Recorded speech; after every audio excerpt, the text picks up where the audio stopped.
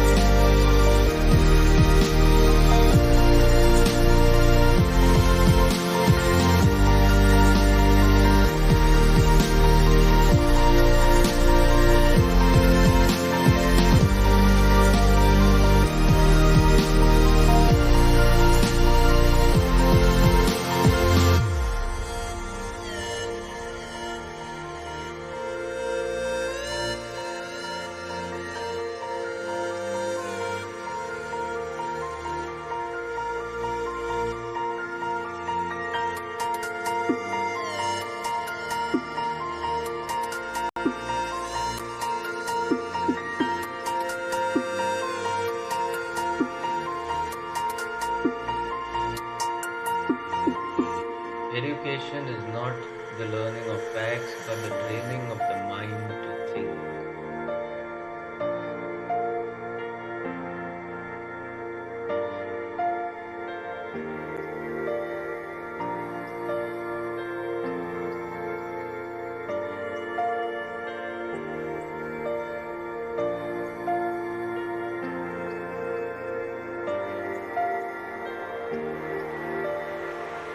I never think of future, it comes soon.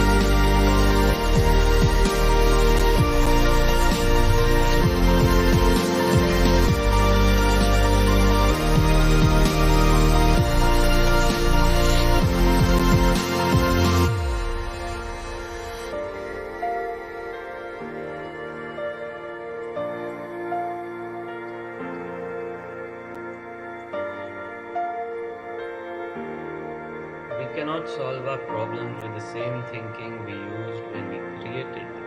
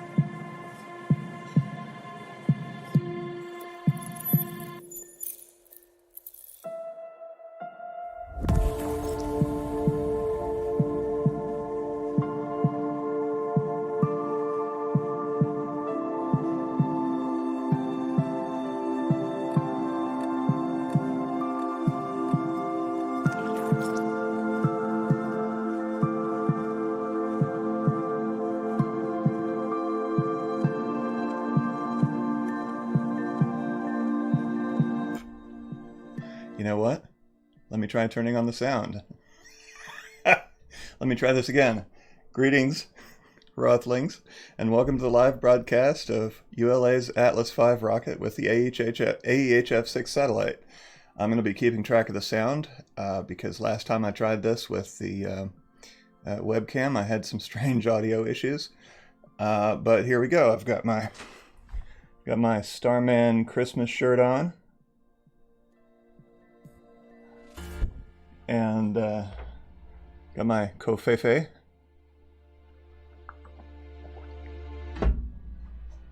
Feel free to ask me some questions, and we will pass the time on this day of quarantine before the launch. Hopefully get some people educated.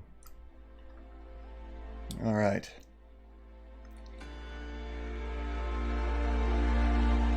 Let's see if I can catch up on the questions here. I have a lot to catch up on.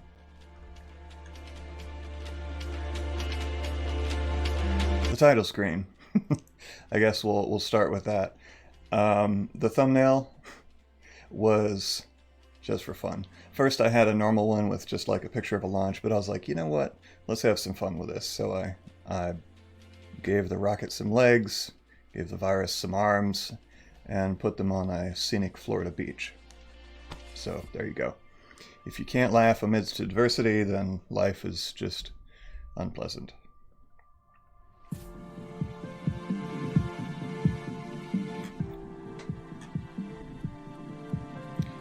Corona's arms look bruised because they are zombie arms.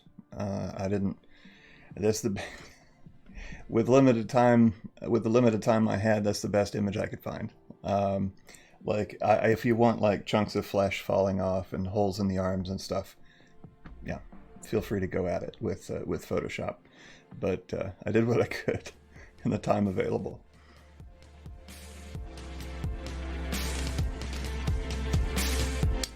Tig Rahoff asks, will the virus die in space? I believe so. I don't think that it can survive for more than about 3 days in the absence of a host.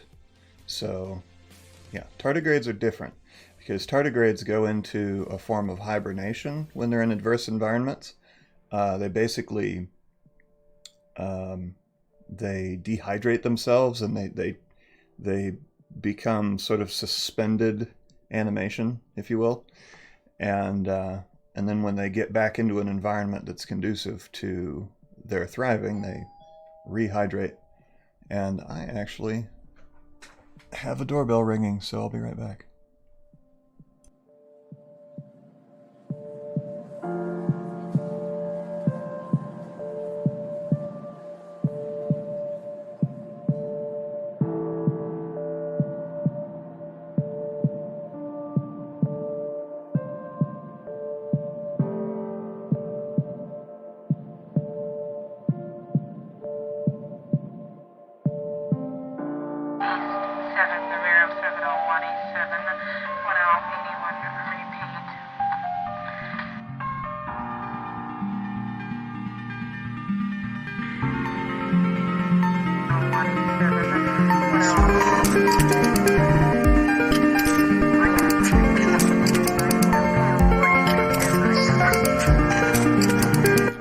Okay,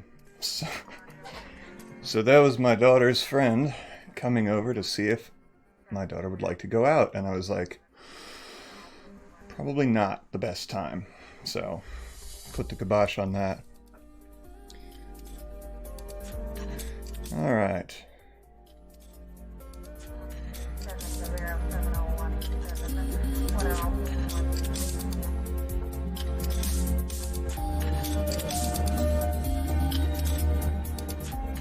Tell jokes.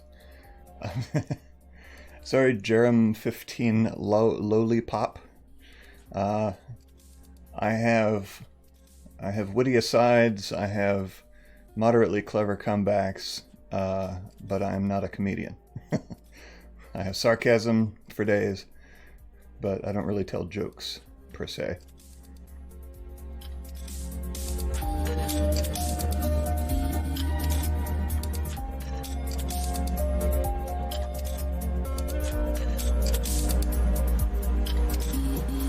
So just to give you an update on to alleviate the dead air, just to give you an update on what's going on in my little world.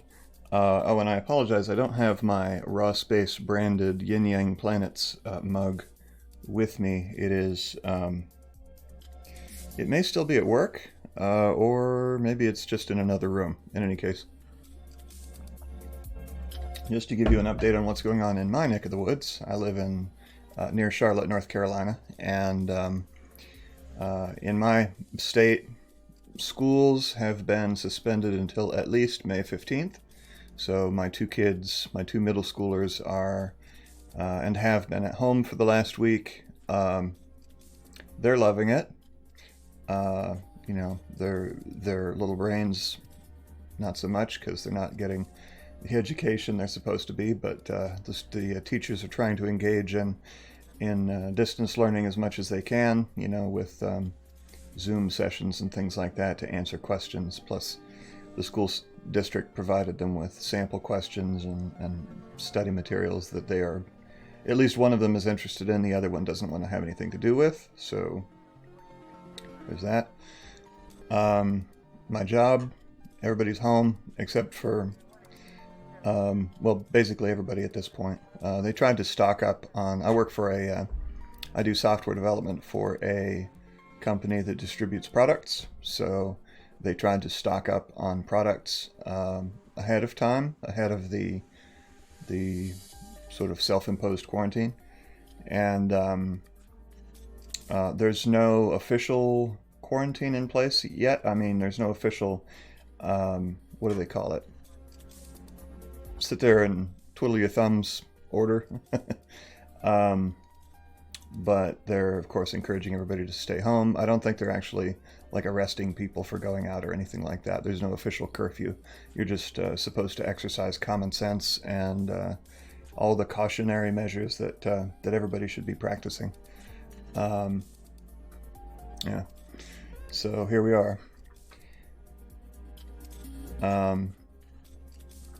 Scott Smiley, the internet can be the world's most toxic substance. All depending on who is using it. That's right. The internet is full of the best and the worst that humanity has to offer. Unfortunately, the worst is very squeaky wheel indeed. So hopefully, you know, the rest of us can provide a counterpoint to that, of a voice of reason in this time of madness.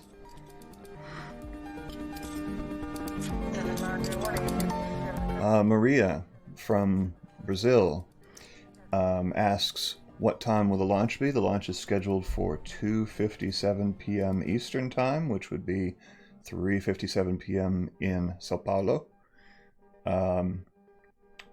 which is 42 minutes from now, unless my math is off by 10 minutes, which is possible.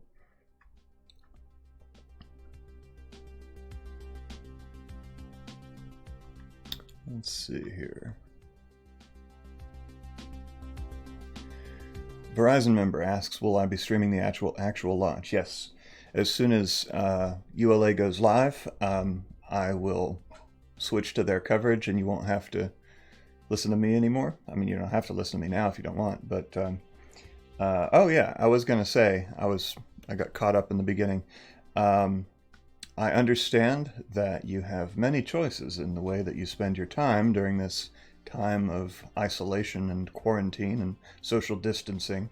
And we here at Raw Space, that is to say myself and my trusty moderators, greatly appreciate that you have chosen to spend some of your time with us. So thank you. Thank you for being here. You know, we try to do our best to provide you with some compelling content. More to come if I can get my ducks in a row. So thank you. Microbyte. Zombies, yes. Zombie viruses.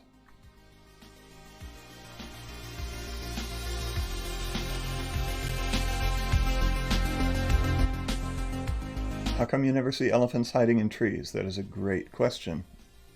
I'm pretty sure if you Google that, you get some very clever answers. Latanya Smithy doesn't live far from Charlotte, so I presume you're in one of the Carolinas, so hello, fellow Carolinian. I'm not a native, but I've lived here for 18 years. Mike B asks if those are my legs. No, they are not, although they might have looked like that in high school? I don't know. Those might be my arms, except I'm not that scruffy, so...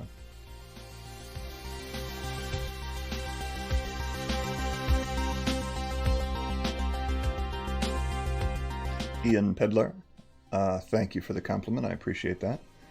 Fortunately, my voice isn't doing anything weird today. Maybe because I'm sheltering in place, which is the phrase I was trying to summon earlier. Sheltering in place was the order that we were awaiting from the North Carolina governor. Yeah, the last time I tried to do live Q&A, I had like a really rough, scratchy voice. Not sure what was up with that. Maybe allergies, I don't know.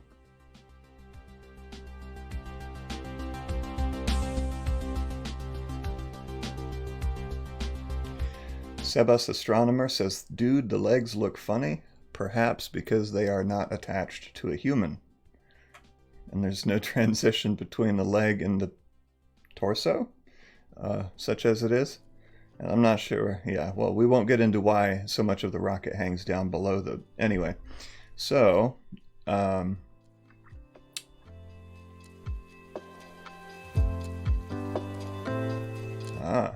great question. David B. asks where I found the awesome music that I play. So the music on this channel here, I'll put a link in the chat. The music on this channel is all copyright free because it has to be for YouTube streams, or else they get shut down. And most of it is from either co.ag or Stellar Drone. Those are my two of my favorite ambient artists. But all of the music on this channel is acquired and curated by myself from amongst the sort of ambient / chill tracks that I find that aren't bound by copyright. So I gather them, I play them, and there you go. Dale Troxel asks, what are they launching today? So today, the rocket, of course, is an Atlas V in the 551 configuration, which means it has 5 solid rocket boosters, which is asymmetrical, which sometimes rockets do. You see in the picture, it has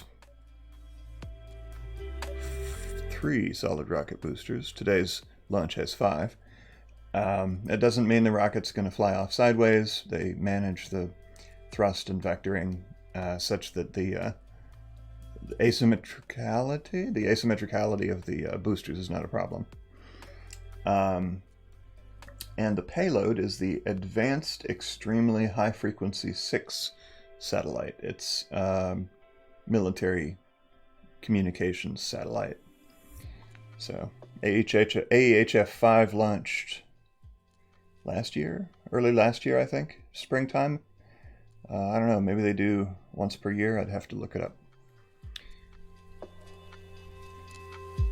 Yep, Jimbo has his frozen pizza. I have my sandwich, which I haven't touched. Well, I took one bite, but it's sitting down there calling my name. I will take a bite.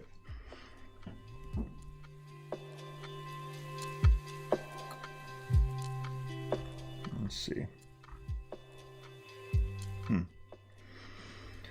Okay, so let's look up the AEHF 6.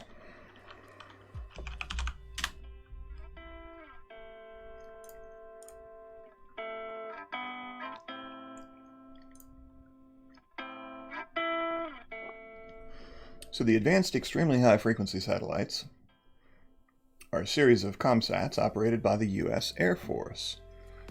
And they're used by the Air Force, the British Armed Forces, the Canadian Armed Forces, the Royal Netherlands Armed Forces, and the Australian Defence Force. They sit in geostationary orbit, and they provide secure satellite communications to replace the old Milstar system. There you go. Military comms in geosynchronous orbit.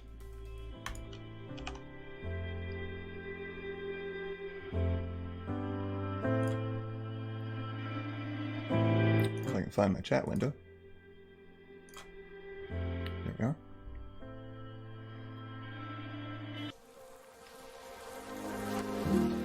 Kevin Rivera asks if the fact that the satellite is military mean that the video will be cut as soon as it's left the atmosphere. I don't know.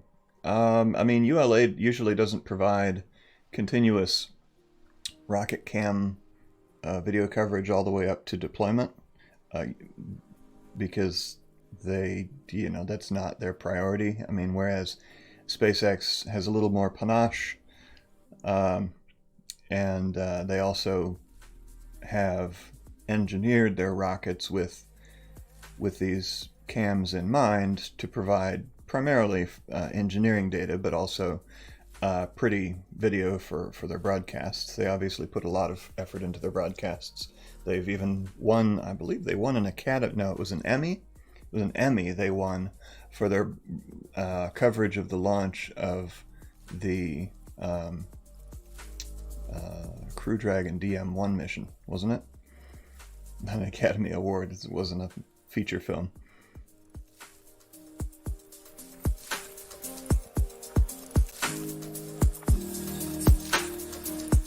So, in other raw space news, I've been working together with a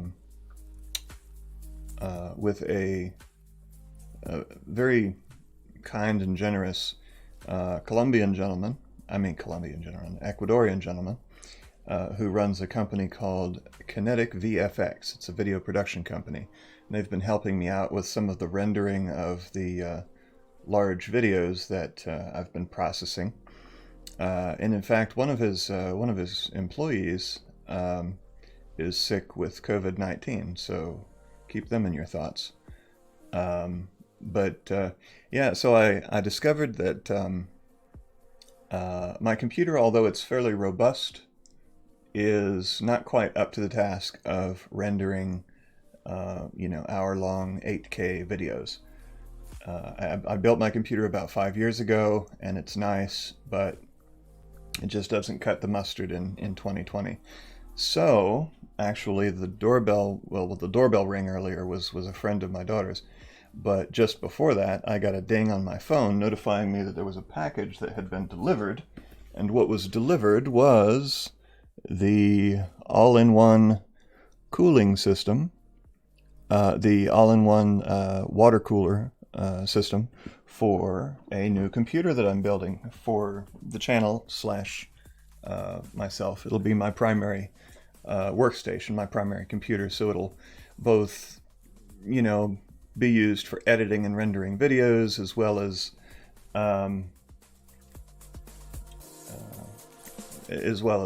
whatever, browsing, gaming, etc. But it's going to be a killer system. It is by far the most expensive computer I've ever built. And it is so because I'm choosing to aim high this time. I mean, normally I kind of aim for, mid-grade because it's a lot cheaper and it's okay for my needs. But with what I'm doing for the channel, trying to render like these 8K videos, I really need to kind of push the envelope, and so it's going to have GeForce RTX 2080 Ti and a video, as well as Threadripper 24-core CPU, 128 gigs of memory, and because I am an experienced computer builder, I've been putting computers together for almost 30 years, I planned to live stream it. So when all the components are here, I'm going to put the computer together for you as a live stream so that you can see the process. I figured it might be fun. And what about it? Oh my gosh. Hello. Thank you. How generous of you. And nice of you to show up. It's good to see you here. Felix, everybody go visit his channel and subscribe and help him out as well. And you rock. Oh, coffee. Yes. Yes. Got to replenish the coffee. So, yeah. There's actually a bit of a story behind my purchasing of the components for my computer as well, because like literally the day before I pulled the trigger, because I was kind of oscillating on the which CPU slash motherboard I wanted, because I wasn't sure if I wanted to spring for the full Threadripper 3rd generation, which is way more expensive, or if I wanted to stick with a Threadripper 2nd gen, or maybe the name doesn't spring to mind. But anyway, I was deciding on the CPU, but I did order the core components, the case, the power supply, the memory, the storage, which is going to be dual M.2 SSD drives in striped RAID configuration. Anyway, so the day before I pulled the trigger on those first components, there was this weird charge on my debit card from some Canadian e-commerce site that appears to be like a legit site, but the charge was completely unfamiliar to me. It was like $92 American, and as a result, the bank had put and the bank is notorious about this. They put a hold on your card, and then they notify you like via snail mail, or like leave a voicemail message. I don't listen to my voicemail messages. As a matter of fact, I think that my voicemail message is to tell people not to leave me voicemail messages because I'm not going to hear them. So I made all these purchases, and then all the payments failed. Like I had to get them from Amazon and Newegg because of the price differences. I was just trying to maximize my savings, and the payments failed. So I changed the payment method. Failed again. I mean, I put in my card again. It failed again. I ended up canceling the card, which means that I'm going to have to go through and update a whole bunch of other payment methods on the various websites I use. But anyway, so I went back and changed the payment method to my PayPal card, which is connected to my bank account. Well, like 3 of the 4 items went through, and one of them didn't. So I ended up having to use my credit card for one of them. And by the time I got around to ordering the CPU and the motherboard, those items were out of stock at both Amazon and Newegg. So, and this cooler actually, because the cooler was tied to the CPU I got. So I ended up having to get my stuff from 4 different vendors using 3 different credit cards. Anyway, we should be good now. So in a few days, I'll have all the pieces, and I'll be able to, I'm not sure exactly how I'm going to stream it. Probably I will move my computer to the kitchen where I can set it up with the webcam viewing what I'm doing. Probably won't be as slick a presentation as those food shows where you see like the top-down view and then the front view and then the food super zoom view, and but I'll do what I can, and hopefully provide some informative monologue as I do it. Also, since I'll have the computer in there, I'll be able to answer questions as I notice them.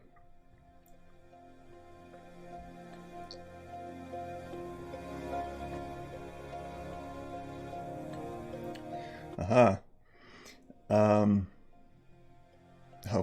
Mark Desire, welcome. Glad to have you. You didn't miss anything. We're just chit-chatting prior to the live stream. So launch is going to be in about 30, 40, 50, in about 25 minutes. Oh, I could just look at the stupid countdown timer. There we go. So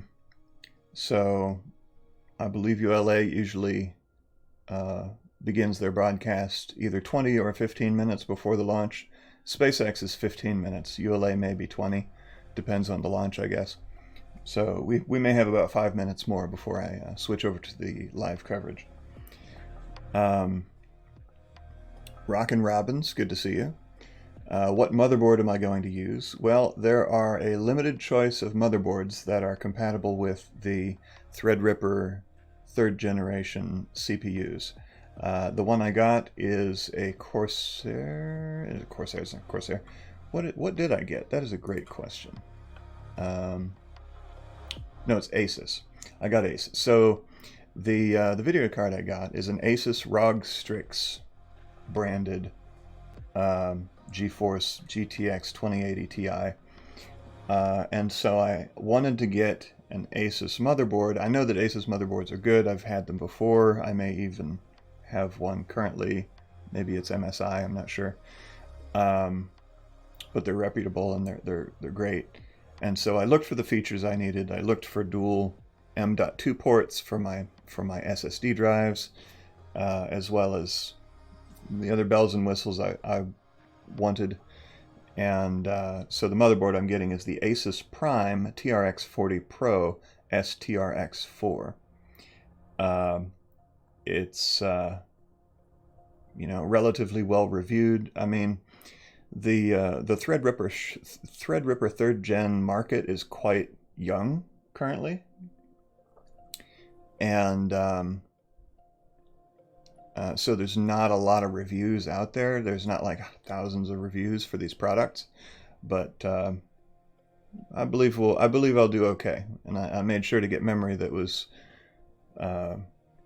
verified vendor compatible with the that Asus motherboard, because that's very important. And it's really slick looking memory too. So it looks like who's my what's it looks like ULA is firing up their live coverage. So I will be able to switch to that shortly.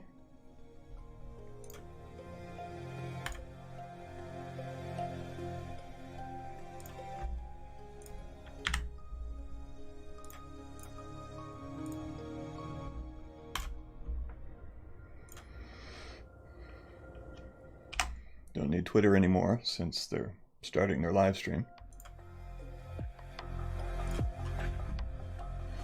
And if I'm looking all over the place, it's because my my primary monitor is quite large, and I've got a screen off to the side that I look off to for the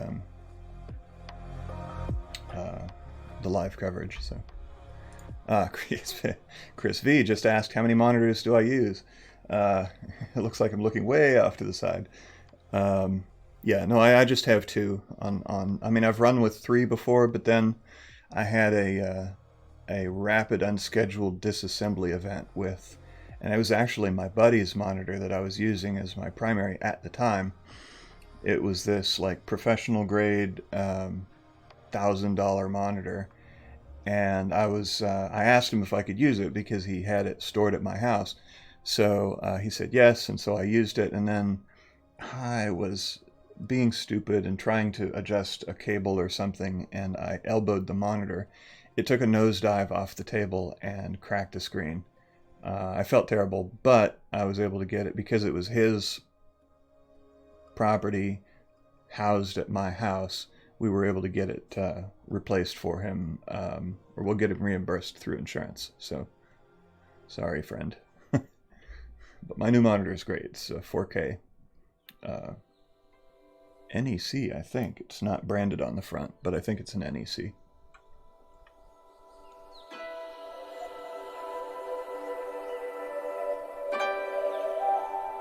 Oscar Wilder asks, who landed Eagle? Aldrin, lunar module pilot, or Armstrong? Please forgive me if I'm wrong, but I believe the answer is Armstrong. There we go. Let's switch on over to...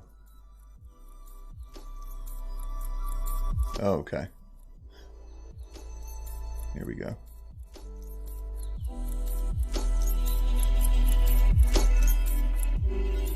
we'll do our...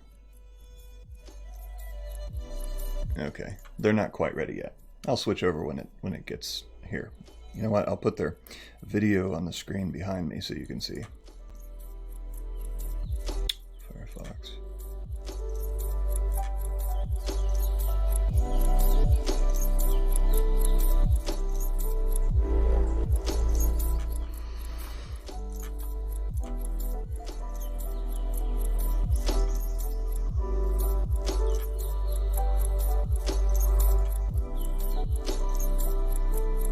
Go. Let's switch on over. All right.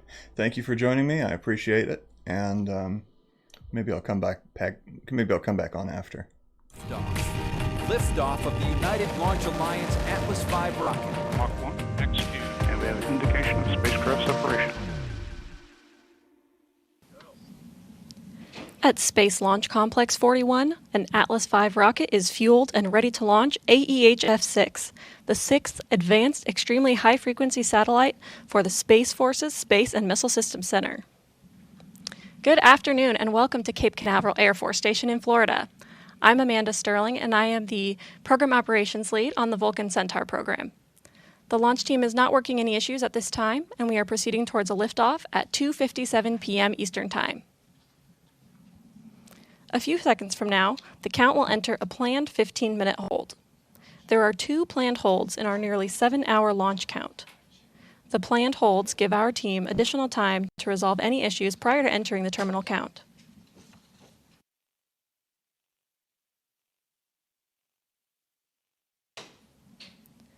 Will Ulrich, the 45th Space Wing's weather officer, recently briefed the launch team on current weather conditions here at Cape Canaveral. The probability of violating launch constraints is 10%. The ground winds are 5 to 10 knots out of the northeast, and the temperature is 77 degrees Fahrenheit. So the weather is within the launch commit criteria and looks favorable for the planned T0 of 2:57 p.m. Eastern.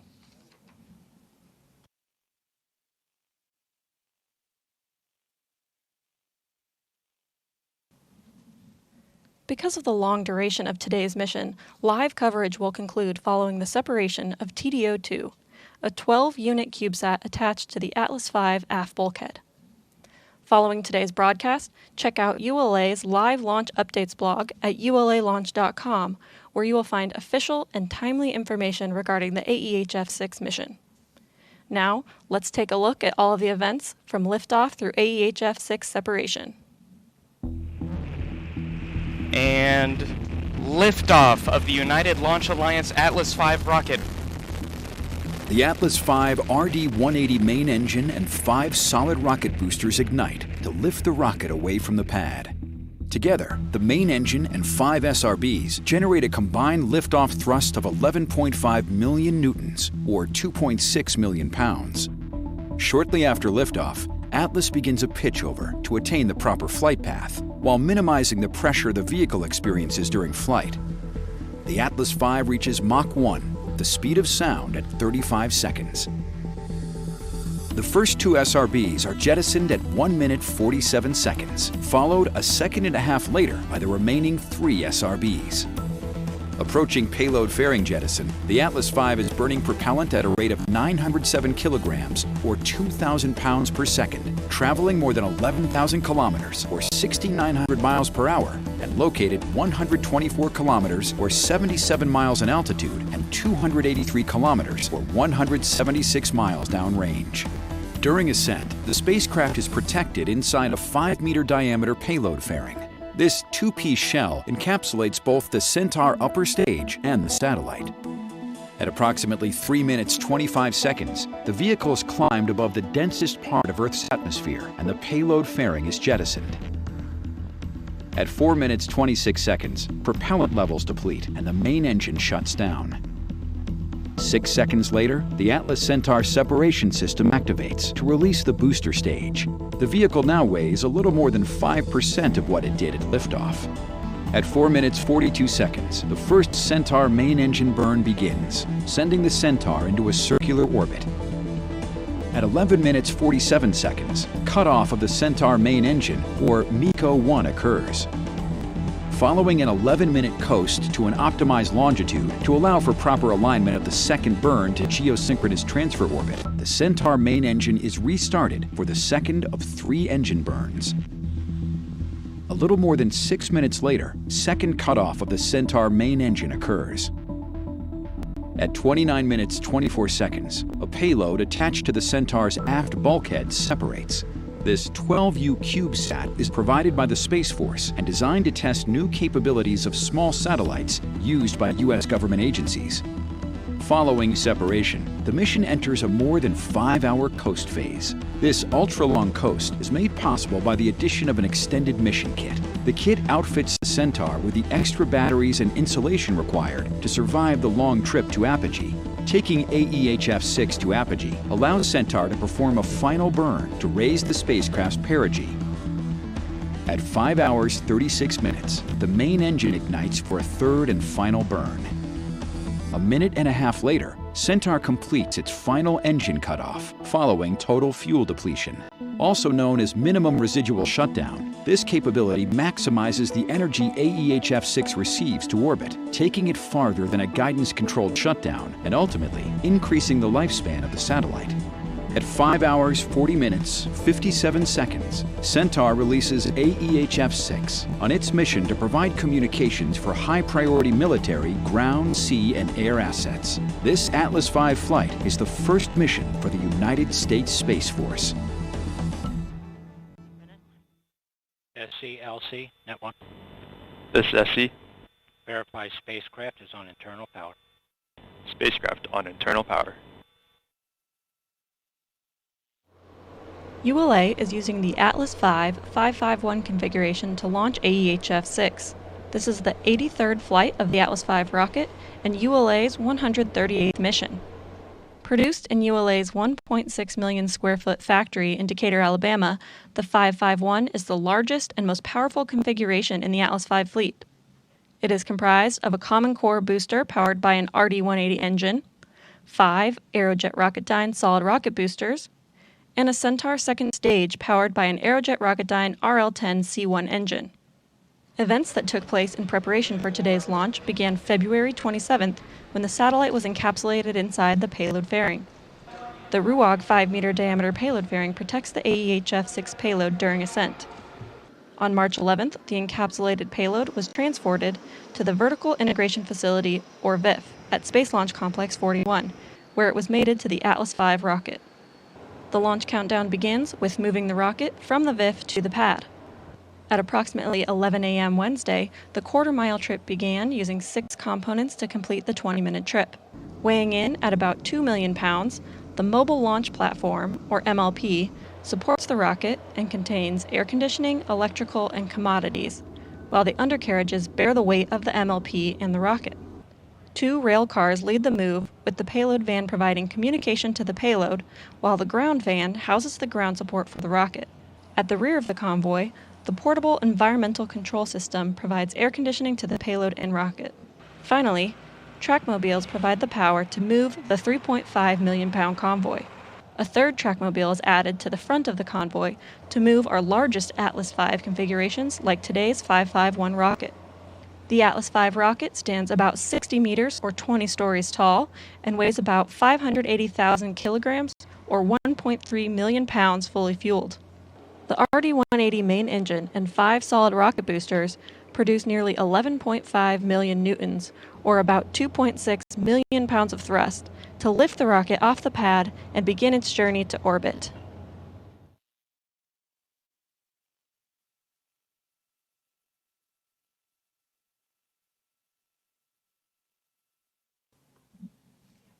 As I mentioned earlier, Atlas V is launching the 6th and final satellite in the Space Force's advanced EHF constellation.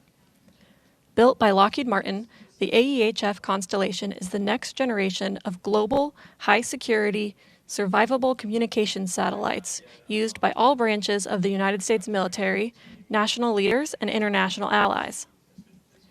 AEHF satellites are the follow-on to the Department of Defense's current 5-satellite Milstar communications constellation. The advanced EHF constellation will consist of 6 cross-linked satellites and is backwards compatible with the Milstar constellation, with a substantial increase in throughput and coverage to users. This increase gives users the ability to transfer information globally in seconds rather than hours.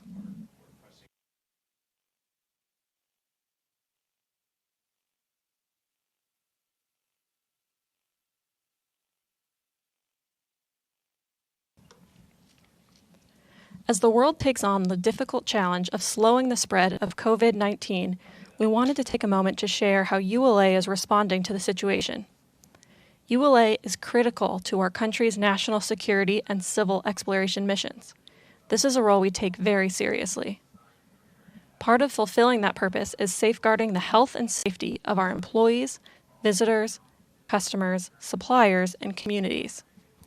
To that end, as we continue operations, we are following guidance from the U.S. Center for Disease Control, as well as state and local guidance in the communities in which ULA has a presence. As an entity designated part of our nation's essential critical infrastructure, ULA continues to fulfill our duty to our country and our fellow citizens.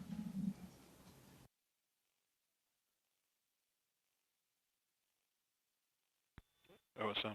Place SRB ignition SNA switch in the enable position. The artwork on the payload fairing of today's Atlas V rocket is six-sided to represent the sixth satellite in the AEHF constellation. In the center, there are 5 satellites around the Earth, with the sixth satellite as the prominent feature of design. The program's stakeholders are around the edge, along with each partner country represented by their flag. The Atlas V rocket is also sporting another new piece of artwork, the Space Force seal. This seal represents the newly formed Space Force.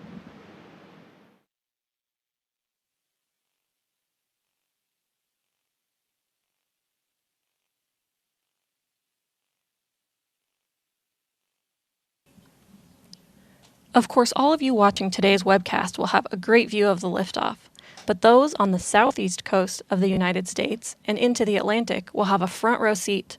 Here's a look at what you'll see. The red line represents the rocket's trajectory, and the time in the upper right corner corresponds with elapsed time from liftoff here at Cape Canaveral. So if the skies are clear, step outside and see if you can see the launch.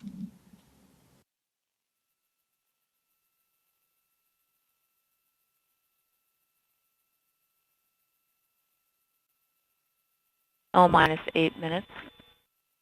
LC switch to the ready position. All steps are complete prior to the status check.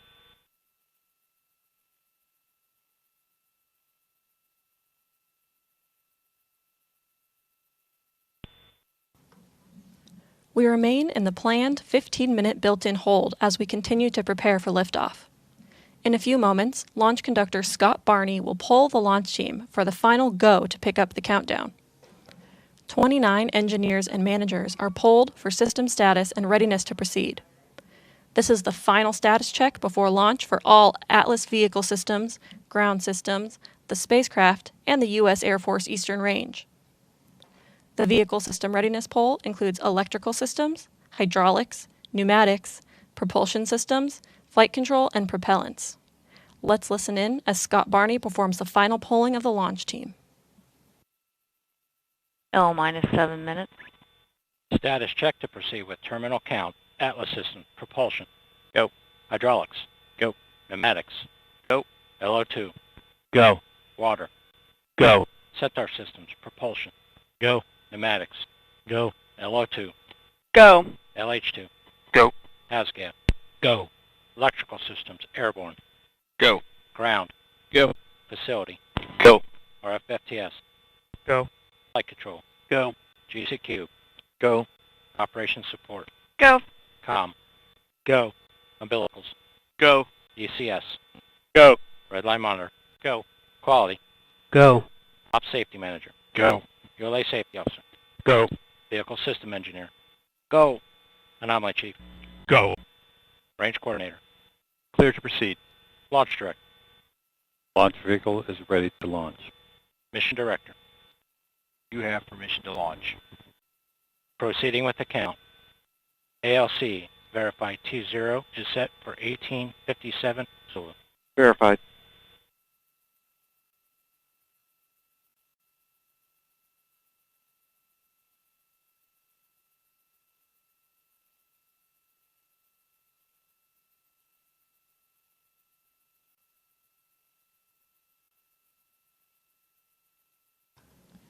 Polling is complete and the launch team has given the go for launch. From T-minus 4 minutes until launch, you will be listening to Scott Barney and his team performing the final steps in the countdown procedure. You will hear the team call out that Atlas LO2 topping has been secured, followed about a minute later by the call out for transferring the Atlas and Centaur stages from ground facility power to internal battery power. At T-minus 1 minute 55 seconds, the team will command the launch sequencer to start, followed shortly by securing the Centaur LH2 and LO2 topping activity. At T-minus 1 minute 40 seconds, the team will command the flight control system to launch enable and arm the flight termination system. In the final minute, the Atlas tanks will be verified at flight pressures, followed by verification of Centaur tank pressures. A final status check of Atlas, Centaur, and AEHF 6 readiness is conducted at T-minus 25 seconds. At T-minus 3 seconds, the RD-180 engine will roar to life. After liftoff, you'll hear the voice of Jesse Gonzalez providing launch vehicle ascent data.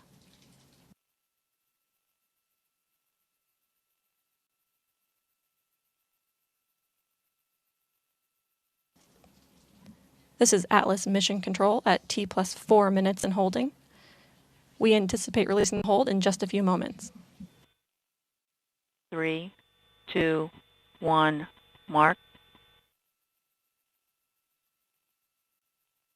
3:55. Ground pyros enabled. The countdown clock has resumed, and we are go for launch at 2:57 p.m. Eastern.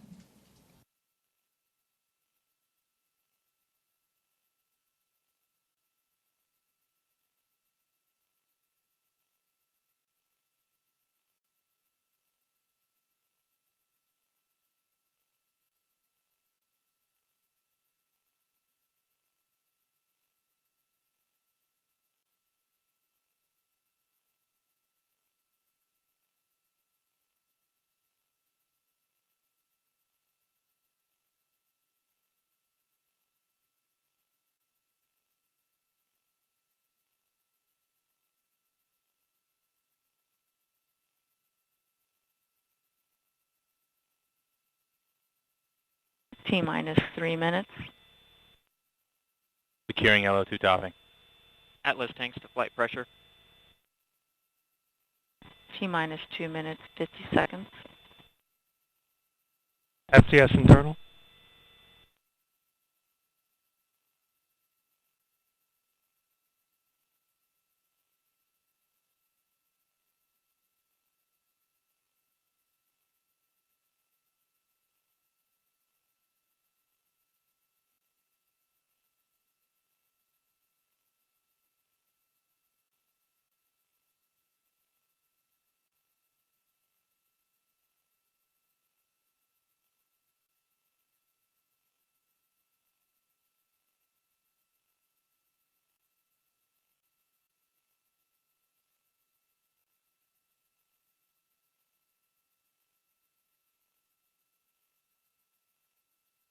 T-minus 1 minute, 59 seconds.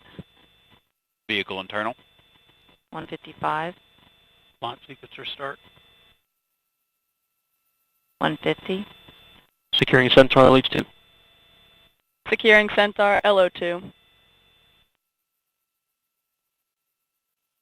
1:40. Launch enabled. 1:37. FCS armed. T-minus 90 seconds. The launch vehicle, payload, ground systems, and eastern range are go for launch. T-minus 1 minute, 20 seconds. OCU's armed. FCS count started. 1:15. Reduce CCS for launch. Roger. 1:10. Vent valves locked.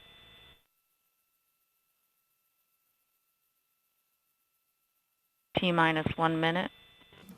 T-minus Range 1 status. minute. Range green.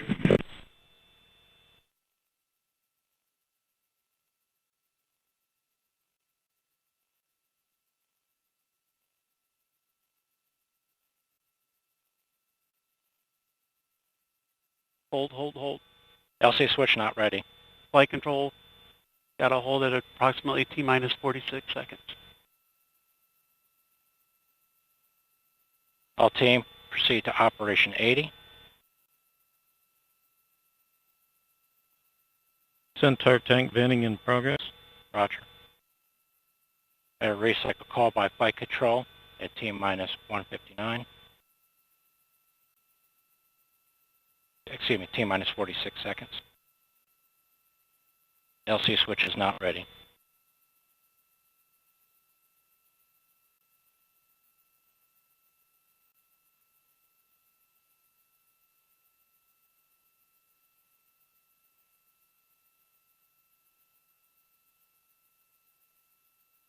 Atlas tank pressures are stable.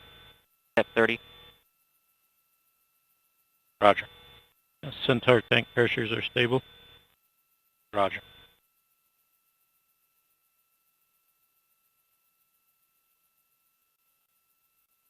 Flight control is ready to reset the clock to T-minus 4 and holding. Roger. ALC, reset countdown clock to T-minus 4 minutes and holding. Roger.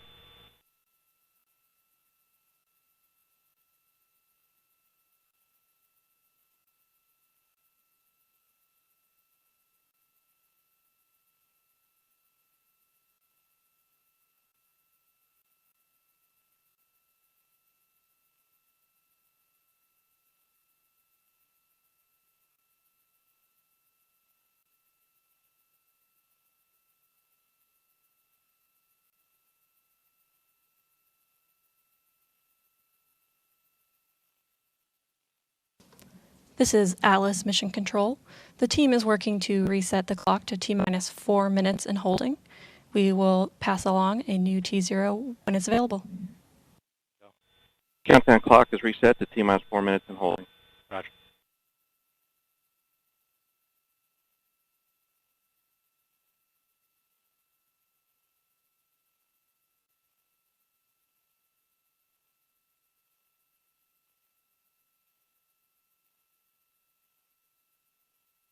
OSM, LC. OSM. Step 50, place SRB ignition SA switch at disabled position. SRB ignition disabled. LC to flight control. Go flight control. Yeah, step 30 SS FAPS inactive SES in pre-flight mode. Roger.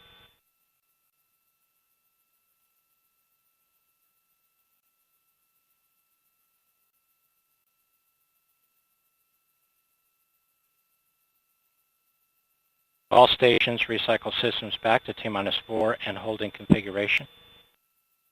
Hold occurred at 46 seconds. Report status of completion.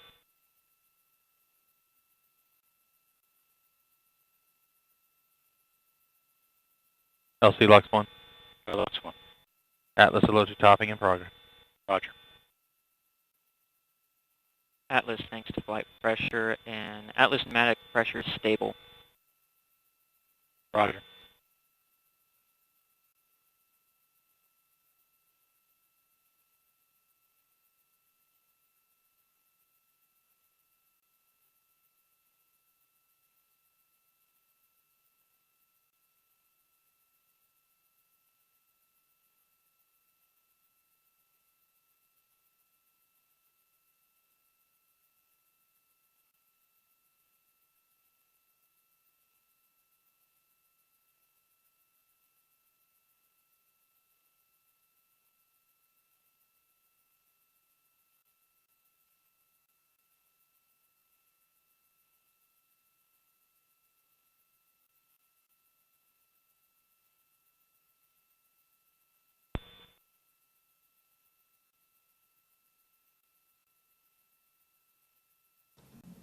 LC FTS. Go FTS. Step 310 substep Juliet. FTS safe and external. Roger. And LC step 310, Echo, CEC active, and Foxtrot, Centaur pneumatic system stable. Roger.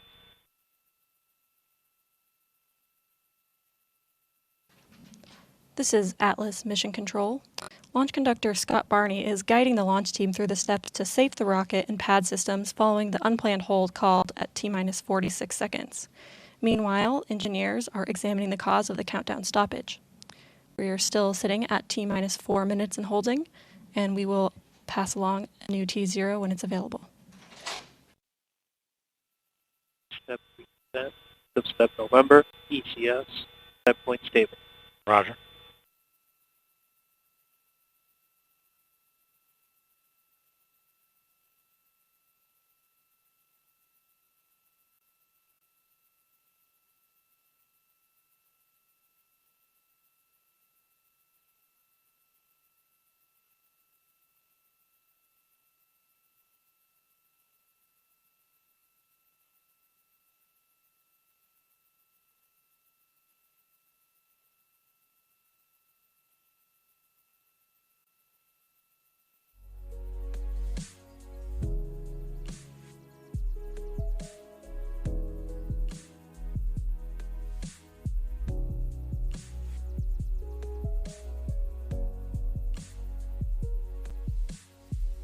LC locks 2.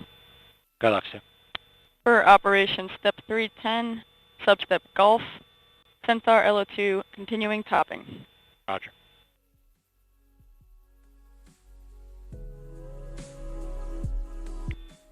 LC prop 1. Go. First substep Charlie, Atlas propulsion system stable. Roger. First step Delta, Atlas hydraulic system stable. Roger. LC, this flight control. Go. Step 310.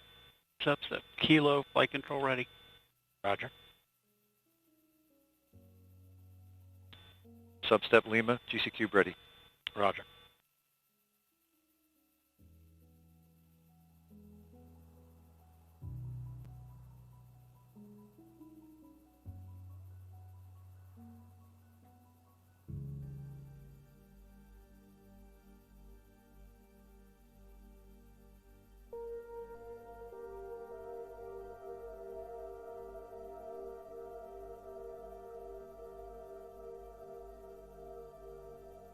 Step Mike, red line monitor ready.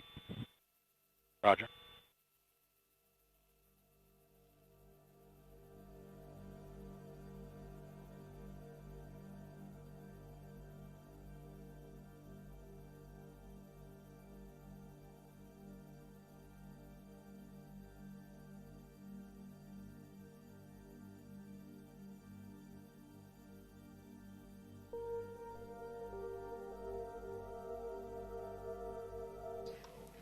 This is Atlas Mission Control. The team is working the activities to save the launch vehicle and the ground support equipment to put the Atlas V and Space Launch Complex 41 back into the same configuration as it was at the T-minus 4 minute hold point. As the team works that, the team is working to determine the issue that initiated the hold. In addition, today's available launch window does extend to 4:57 p.m. Eastern Time.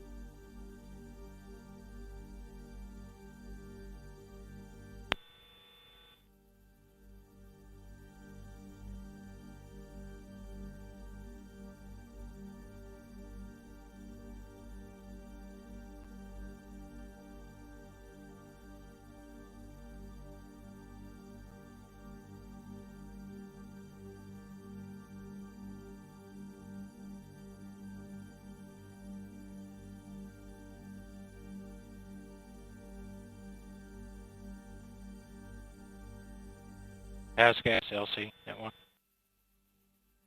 Go ahead, LC. Just want to verify you're still completing your gas readiness. Affirmative. Just verified. Gas is ready. Roger.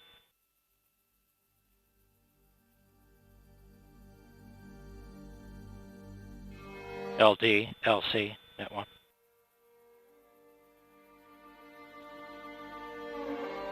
LD on 1.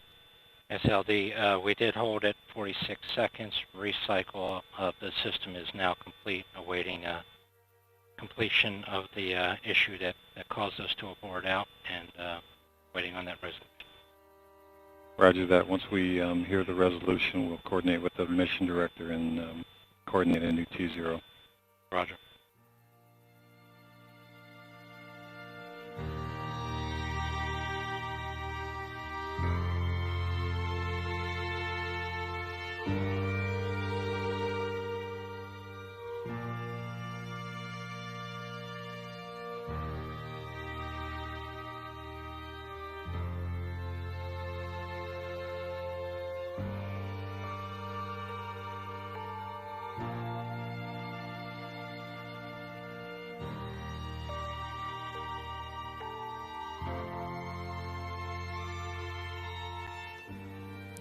This is Atlas Mission Control.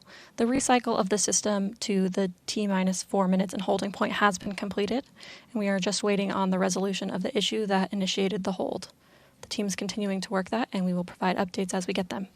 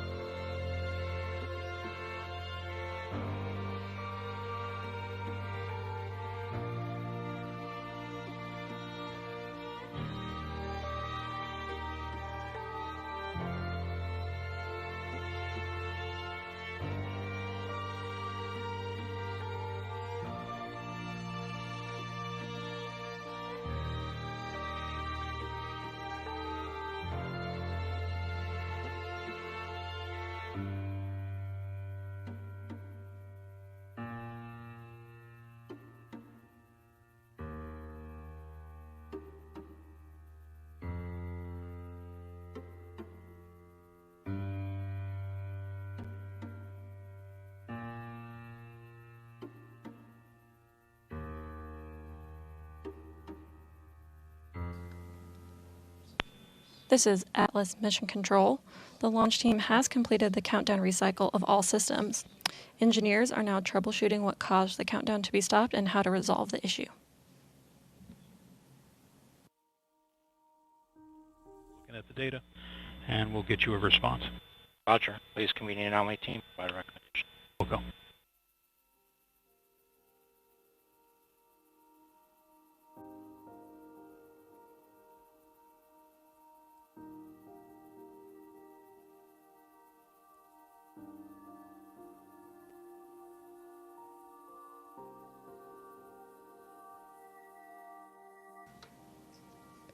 While we wait, I want to take a moment to remind viewers of the spectacular work and success our ULA team, Lockheed Martin, and the Space Force have had in launching the first 5 AEHF satellites starting in 2010.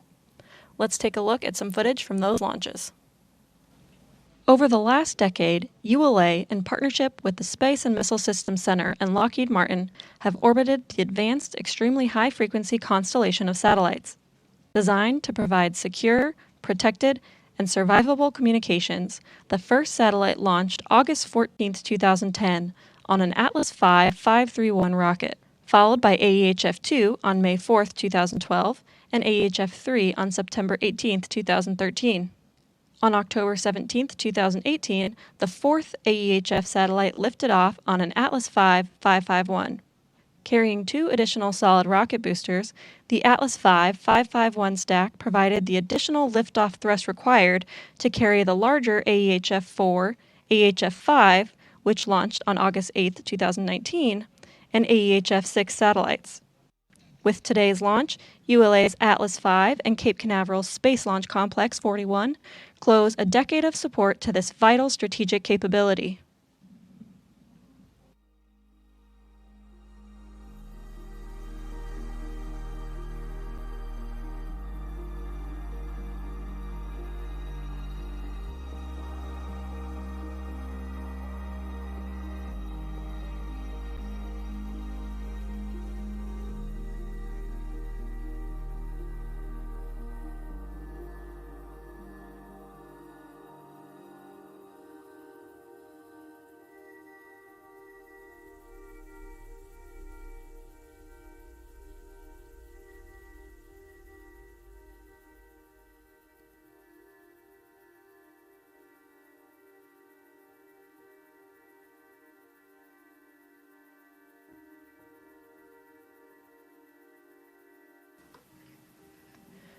This is Atlas Mission Control.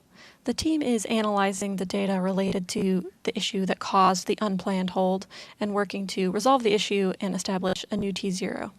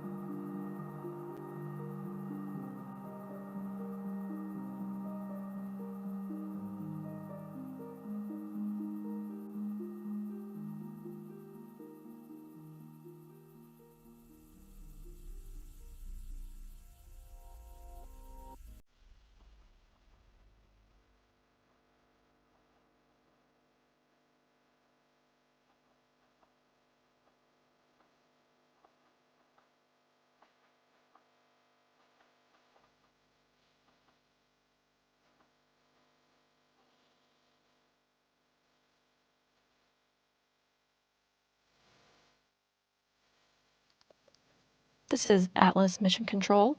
The team is working an issue associated with a ground hydraulic accumulator fault.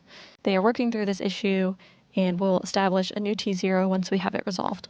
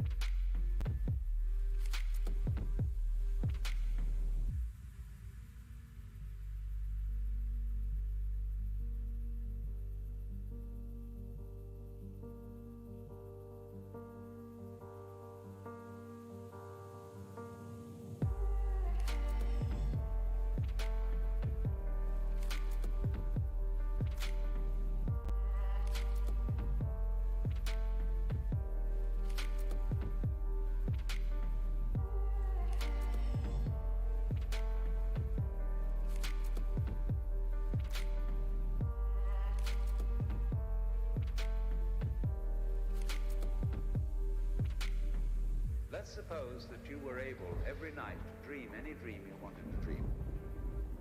And that you could, for example, have the power within one night to dream 75 years of time. Or any length of time you wanted to have. Then you would get more and more adventurous, and you would make further and further out gambles as to what you would dream. And finally, you would dream where you are now.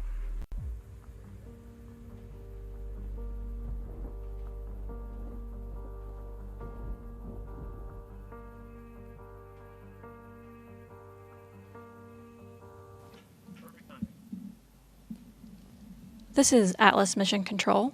The team is continuing to work to resolve the issue with the hydraulics that caused the unplanned hold at T-minus 46 seconds. Once that issue is resolved, we will establish a new T0. We do still have about an hour and a half left in our launch window for today's launch, so we have quite a bit of time left to work through this issue.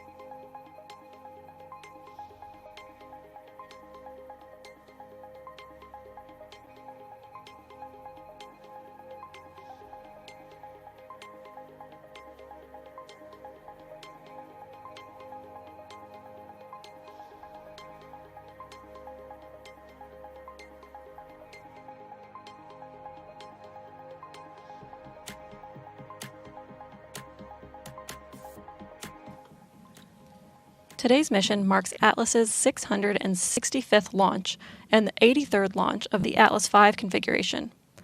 Let's take a look at the history of Atlas, which first launched in 1957. And the RD-180 engine roars to life and liftoff of the maiden flight of the Atlas V rocket with a Hot Bird 6 spacecraft on board. As the inaugural flight of the Atlas V lifted off on August 21, 2002, it carried with it the dreams and aspirations of thousands of rocket pioneers who had laid the foundation and made it possible. Atlas V continues the Atlas legacy of innovation and accomplishment that has been vital to our nation for more than half a century. Named after the mighty giant of Greek mythology who carried the world on his shoulders, Atlas was conceived as a weapon and a deterrent, but evolved into a system that pushed the envelope with trailblazing innovation and steadfast reliability. At the request of the Air Force, Charlie Bossert and his San Diego-based engineering team began work on a demanding set of requirements to design an intercontinental ballistic missile capable of delivering a 1,500-pound warhead to a target 5,500 miles away. Their answer, which became known as Atlas, was the top national priority in 1955 as the race with the Soviets engulfed the country. On June 11, 1957, first Atlas flight lifted off from Space Launch Complex 14 at Cape Canaveral, Florida. The flight ended 38 seconds later, but Bossert's team had taken the first step, proving the structural integrity of their innovative pressure-stabilized steel tank. Complete success for the Air Force and Bossert's team would come just 5 months later, on December 17, 1957. Go, honey, keep going, baby.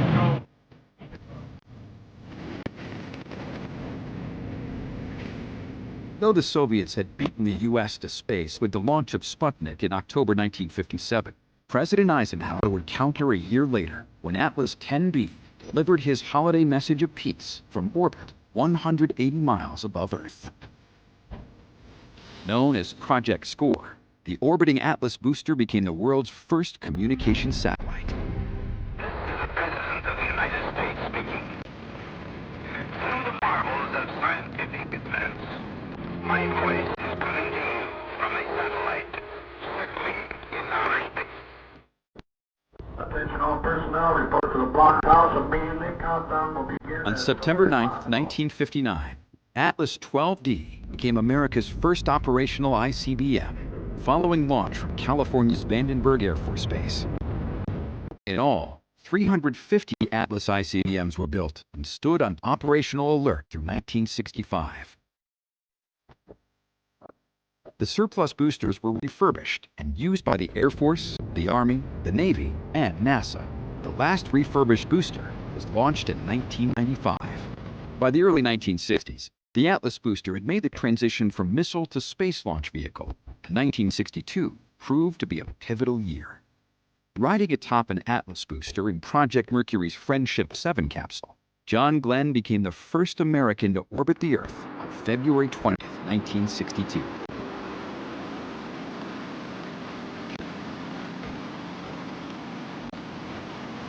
Three additional Mercury flights, carrying astronauts Scott Carpenter, Wally Schirra, and Gordon Cooper, set the stage for the Gemini flights and the Apollo missions to the Moon. Later that year, Atlas scored another first when Atlas 179D, equipped with an Agena upper stage, lifted off from Space Launch Complex 12 at Cape Canaveral. Its payload, NASA's Mariner 2, became the first successful interplanetary spacecraft. 1962 also marked the debut of the Centaur upper stage, the first to harness the power of liquid hydrogen. The Centaur upper stage, to this day, remains a hallmark of the Atlas system. Together, with its Agena and Centaur upper stages, the Atlas booster went on to play a significant role in America's exploration of the solar system, launching virtually every exploration mission in the 1960s and 1970s. It was the first spacecraft that was launched from Earth that had enough energy to escape the entire solar system. During the late 1970s and 1980s, Atlas continued to play important roles in the development of our nation's space program. In addition to building our national security presence in space, converted Atlas boosters also launched the Air Force's Navstar demonstration satellites, leading to the navigation system known today as GPS. In the late 1980s, General Dynamics saw an opportunity to bring commercial payloads back to expendable launch vehicles, and on July 25, 1990, AC-69, the first Atlas I, ushered in a new commercial era for Atlas. The commercial era brought 8 new Atlas configurations over a 14-year span, each carrying an operational payload. The commercial program has enabled breakthroughs in communications, meteorology, broadcast technology, navigation, and national security. In 1995, development of the Atlas III vehicle began. In a bold move, the Atlas booster engine system was replaced with the powerful RD-180, which generates 860,000 pounds of thrust and has throttle capability resulting in a smoother and more efficient ride.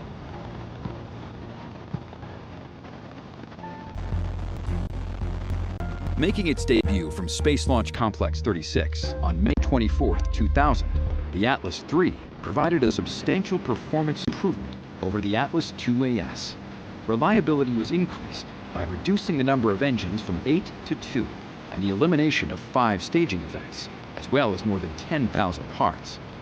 This is Atlas Mission Control on T-minus. In 1998, the Atlas team embarked on a development project for the United States Air Force that would forever change the Atlas vehicle. And the RD-180 engine roars to life and liftoff of the maiden flight of the Lockheed Martin Atlas V rocket with a Hot Bird 6 spacecraft on board for Eutelsat, Paris, France.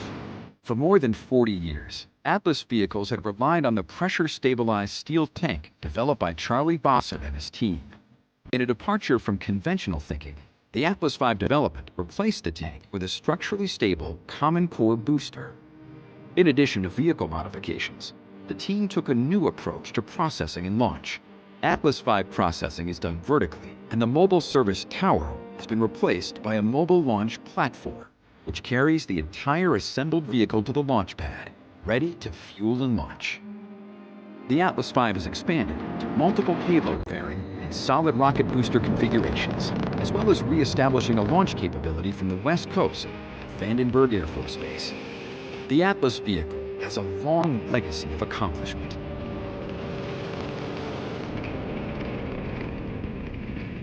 This record of success, which is nearly unparalleled in the launch industry, is built on the lessons handed down from more than 60 years of Atlas experience. It is also a credit to the dedication and persistence of the Atlas team and their passion for mission success, one launch at a time.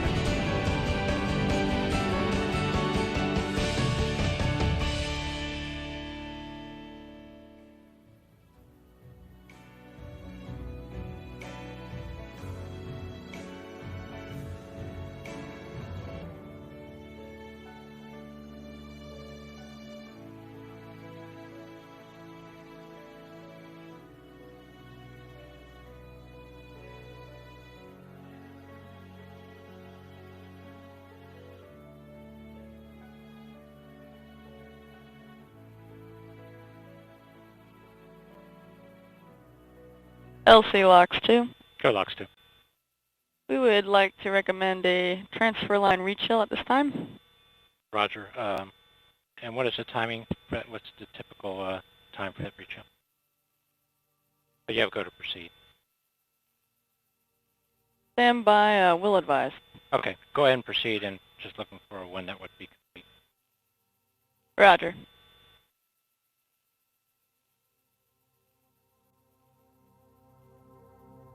LC Locks 2. Go. It'll be about 10 minutes. Roger.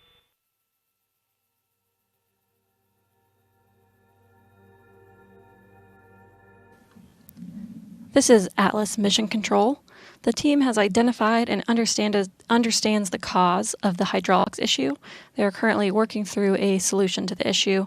The window today extends to 4:57 p.m. Eastern Time, so we'll continue to work this issue in an effort to establish a new T0.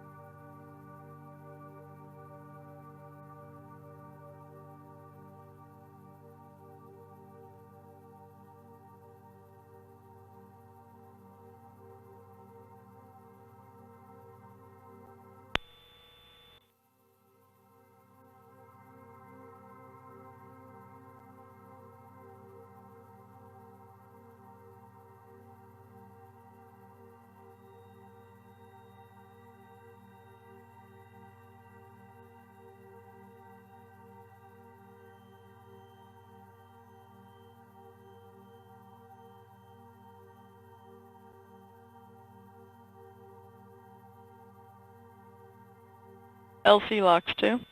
Go Locks 2. Line rechill is complete and topping is in progress. Roger.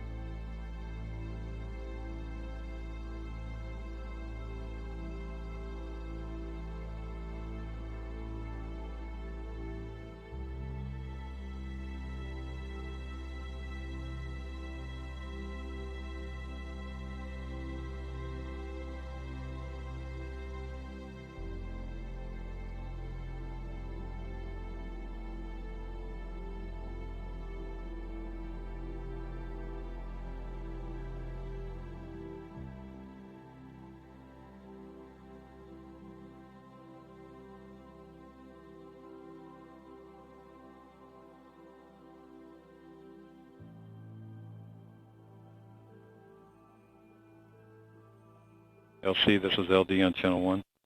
Go LD. Yes, sir. Please perform the contingency adjust load for hopper 60, step 170. Roger.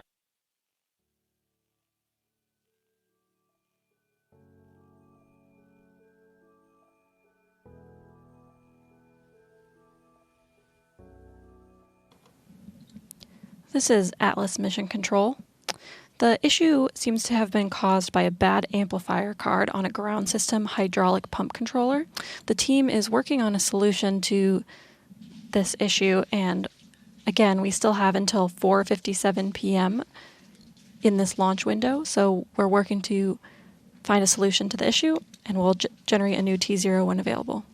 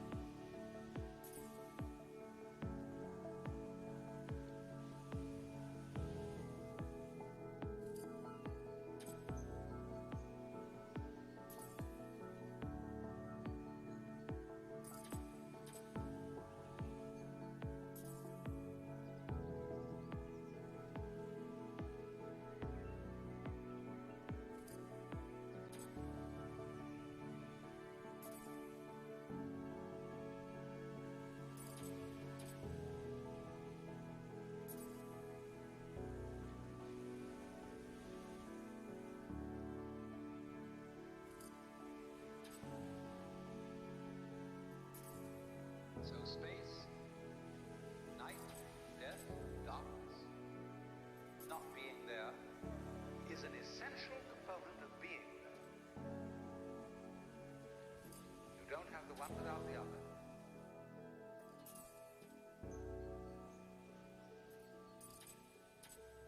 That's the way being is made up.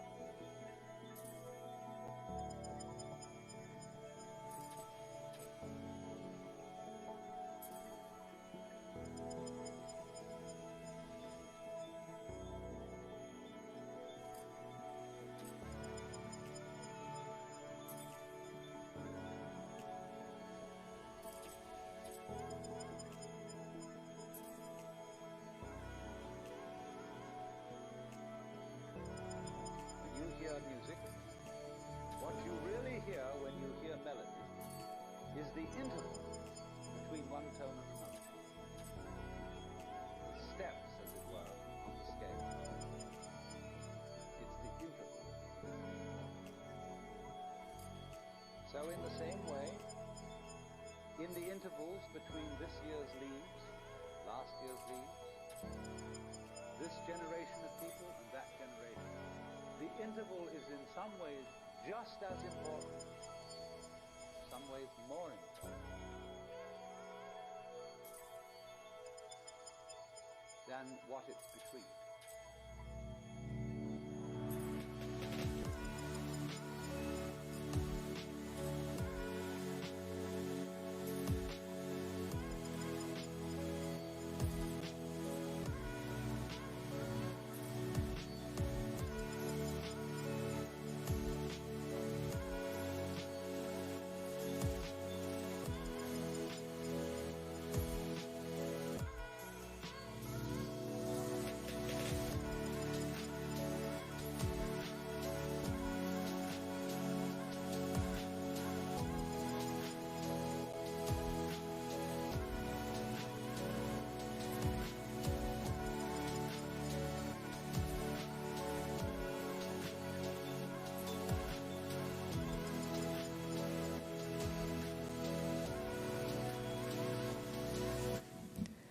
This is Atlas Mission Control. The team is working to reset the system that was anomalous. If it does return to stable, then that should resolve the issue and we should be able to generate a new T0. So while the team works that, we will just wait for them to resolve the issue. As I mentioned earlier in the show, today's AEHF-6 satellite, along with the first 5 AEHF satellites, have all been built by Lockheed Martin. Let's take a look at a video from our satellite provider to see more about the AEHF constellation.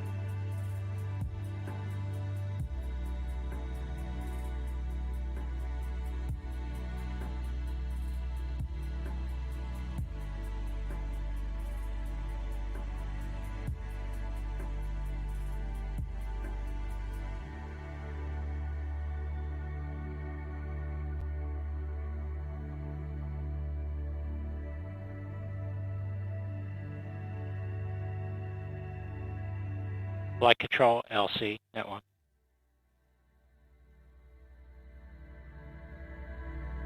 Go ahead, this Flight Control. Flight Control, we've been directed to load a new address file. Do you have that file ready for load? Yes, I do. Okay, for Operation 60, Step 170, you can give me the file name and you can proceed with load.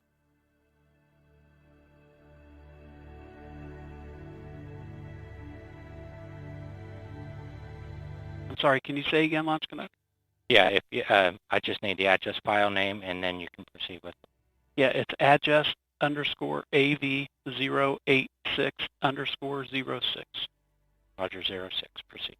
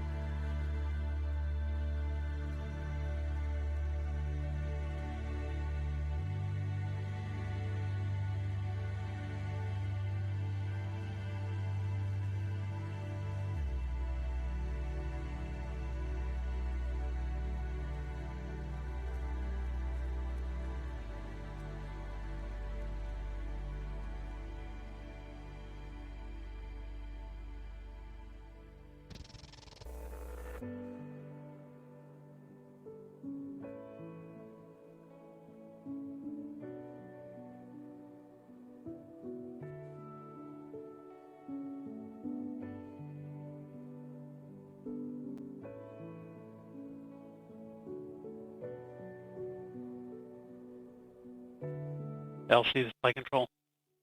Go, Flight Control. Step 170, contingency file adjust_AV086_06 with SDLCRC Delta Foxtrot Charlie has been verified and loaded into the Inca. Roger.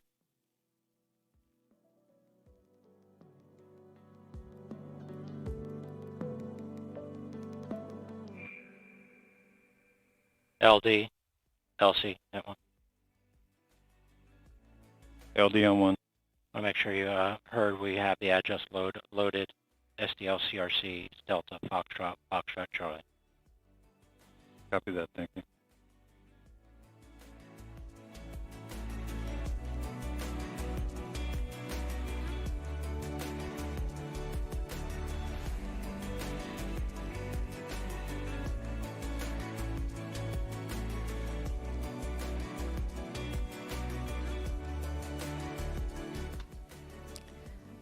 This is Atlas Mission Control. After the hold, the launch team completed procedures to back out of the partially completed terminal count. We're waiting on resolution of the issue that caused the hold before a new launch time can be determined. After that point, we will reconduct the launch readiness poll at L-7 minutes and continue through the launch count as normal. So we'll just wait for the team to finish up resolving that issue, and we'll have a new T0 shortly.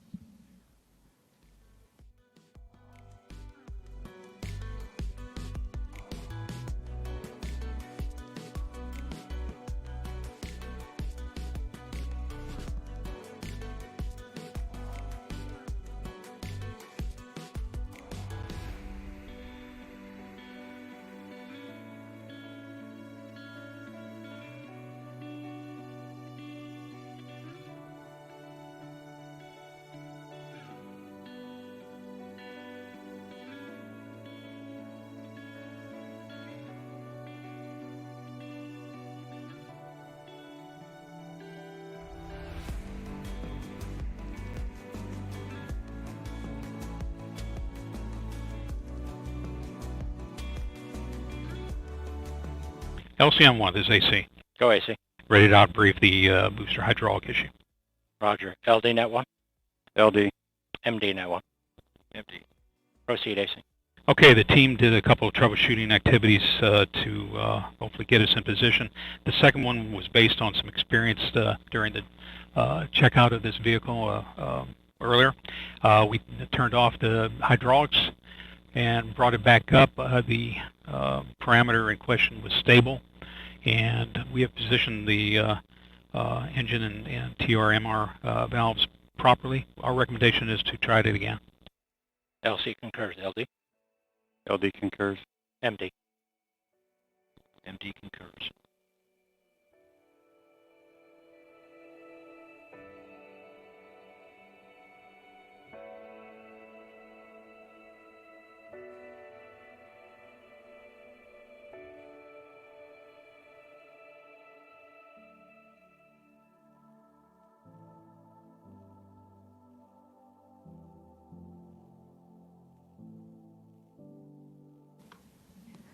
This is Atlas Mission Control. The engineering team developed a troubleshooting test that proved successful in resolving the ground hydraulics issue, so we are standing by to establish a new launch time today.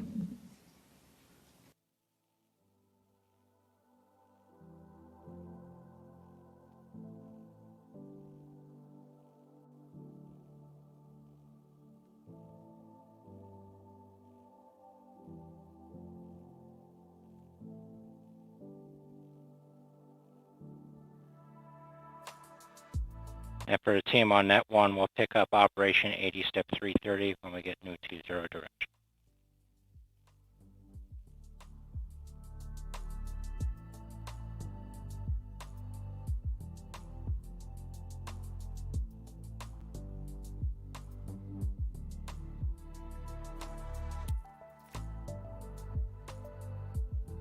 LC, this is LD on 1.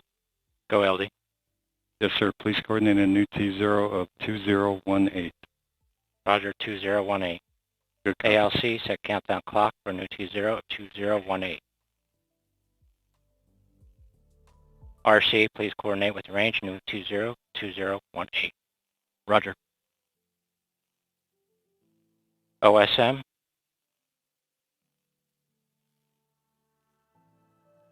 OSM, LC, Net 1. OSM, go ahead. Place the SRB ignition SNA switch in the enable position.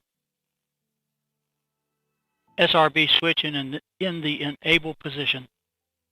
LOX 2, verify CISC purge flowing GN2 to the CISA. Verified.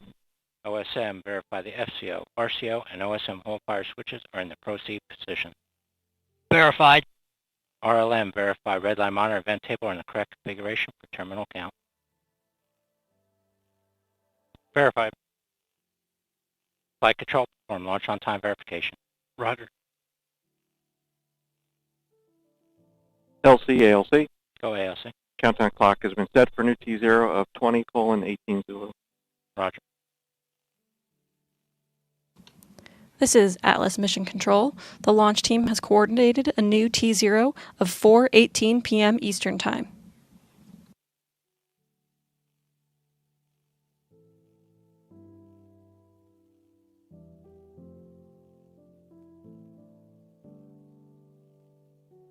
LCRC. RC. New T0 has been approved by the range. Roger. All right, for the team, we're approaching L-8 on the L clock. T0 has been coordinated. L-8 minutes. Launch on time verified. Roger. LC switch to the ready position. All personnel return to the L-7 status check, Op 60, Step 210, page 129.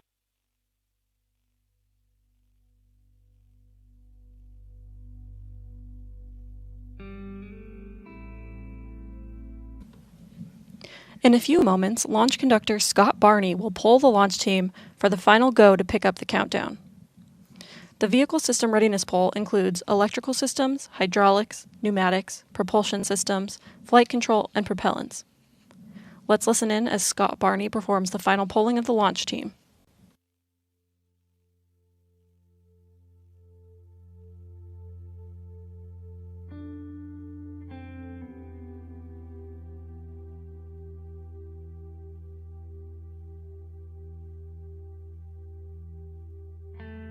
L minus 7 minutes.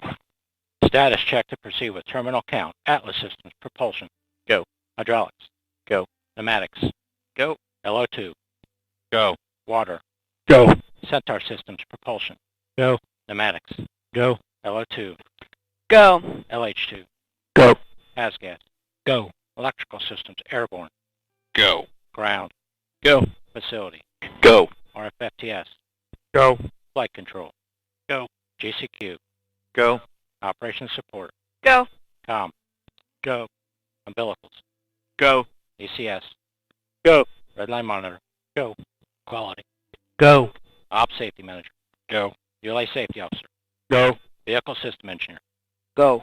Anomaly chief. Go. Range coordinator. Clear to proceed. Launch director. Launch vehicle is ready to launch. Mission director. You have permission to launch. ALC. Verified T0 is set for 2018 Zulu. Verified. Proceeding with the count.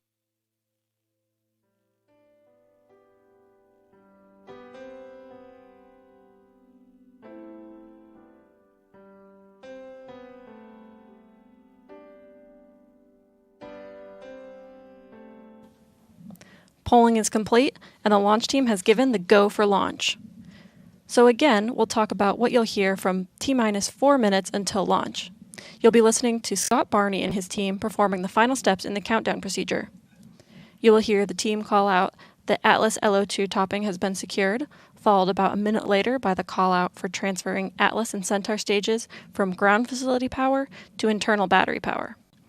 At T-minus 1 minute 55 seconds, the team will command the launch sequencer to start, followed shortly by securing the Centaur LH2 and LO2 topping activity. At T-minus 1 minute 40 seconds, the team will command the flight control system to launch enable and arm the flight termination system. In the final minute, the Atlas tanks will be verified at flight pressures, followed by verification of Centaur tank pressures. A final status check of Atlas, Centaur, and AEHF-6 readiness is conducted at T-minus 25 seconds. At T-minus 3 seconds, the RD-180 engine will roar to life. After liftoff, you'll hear the voice of Jesse Gonzalez providing launch vehicle ascent data.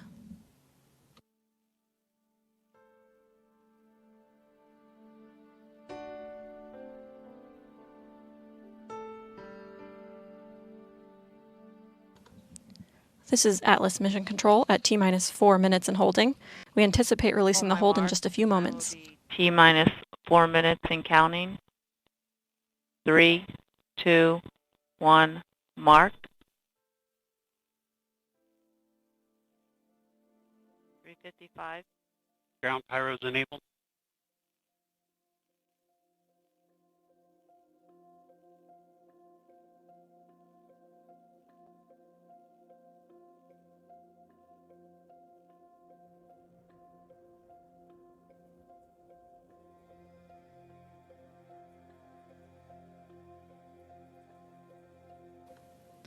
The countdown clock has resumed, and we are go for launch at 4:18 p.m. Eastern.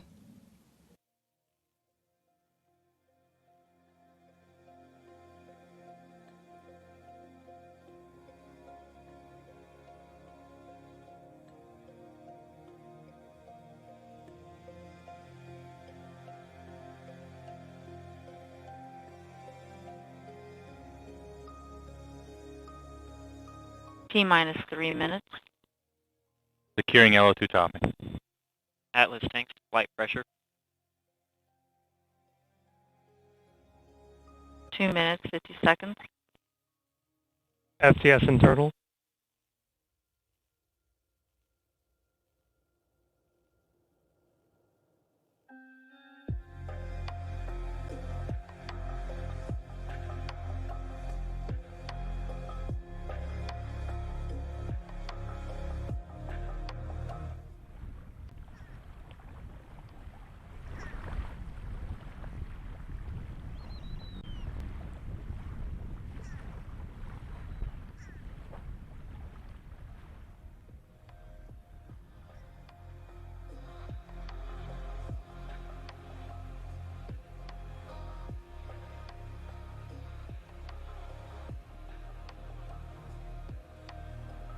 T-minus 1 minute 59 seconds.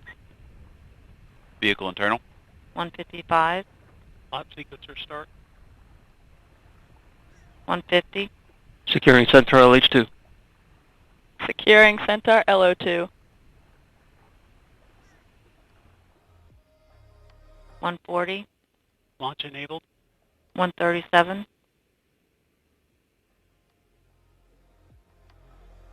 STS armed. T-minus 90 seconds. The launch vehicle, payload, ground systems, and eastern range are go for launch. T-minus 1 minute 20 seconds. OCU's armed. SCS count start. 115. Reduce CCS for launch. Roger. 110. Vent valves locked.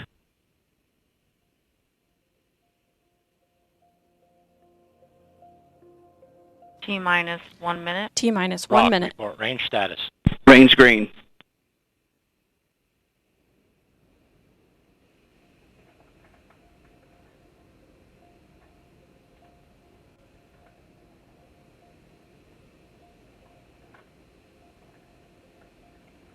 T-minus 40 seconds. Stable at step 3.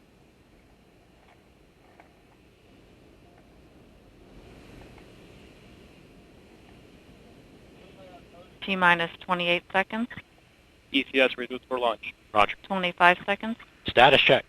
Go Atlas. Go Centaur. Go AEHF 6.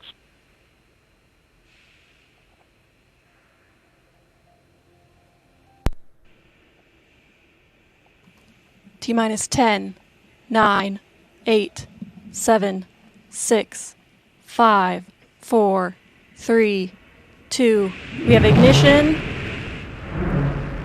and liftoff of the United Launch Alliance Atlas V rocket with AEHF 6 on the first mission for the United States Space Force. Beginning the pitch over program.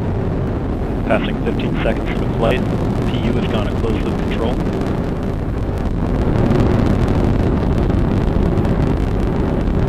The RD-180 is throttling down to 67% thrust as expected. Engine response looks good. Passing 30 seconds into flight. 35 seconds into flight, Mach 1. Atlas V is now supersonic. Engine operating parameters look nominal.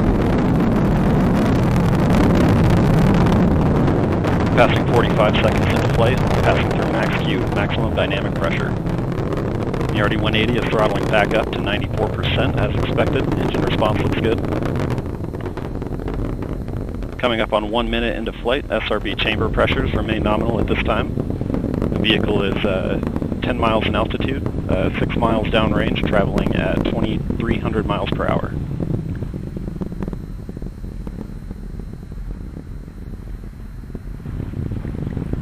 "75 seconds into flight, the RD-180 is throttling to 75% thrust as expected, standing by for SRB burnout shortly.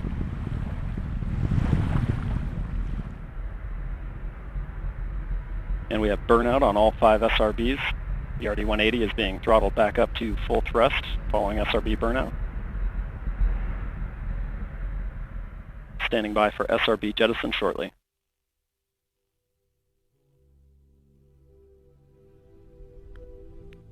And we have jettison of all 5 SRBs. The vehicle has gone to closed loop guidance.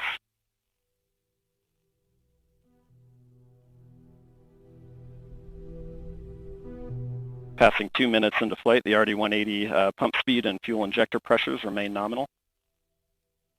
PU continues to drive mass errors towards 0. The vehicle is now 40 miles in altitude, 56 miles downrange, traveling at 5,000 miles per hour.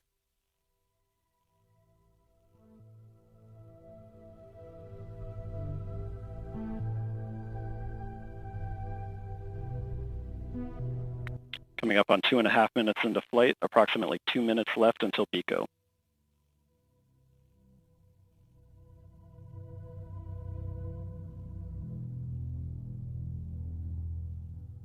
And the RD-180 is now throttling to maintain a constant 2.5 G acceleration, and the Centaur reaction control system is now pressurizing to flight levels.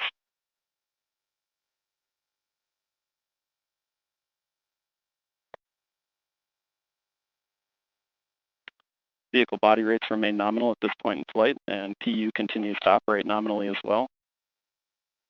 And the vehicle is now 65 miles in altitude, 140 miles downrange, traveling at 7,500 miles per hour.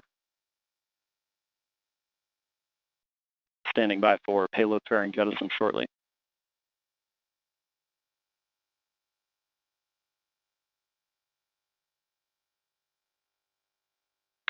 And we have good indication of payload fairing jettison.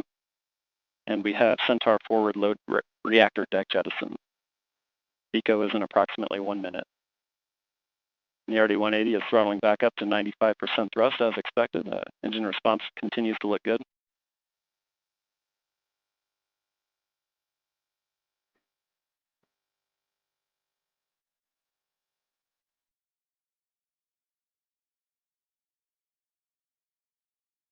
And the RD-180 is now throttling to maintain a constant 4.6 G acceleration limit. And we have the beginning of the boost phase chill down on the RL-10 to thermally condition the second stage engine for operation. Standing by for BECO shortly.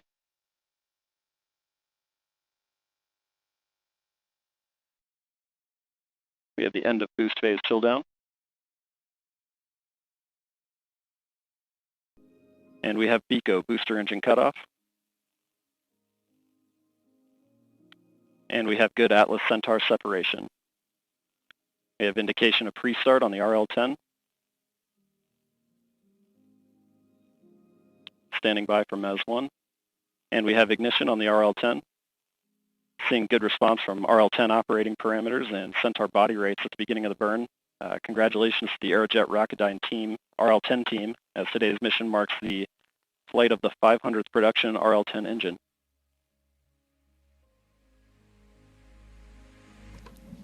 This is Atlas Mission Control at T plus 5 minutes 9 seconds.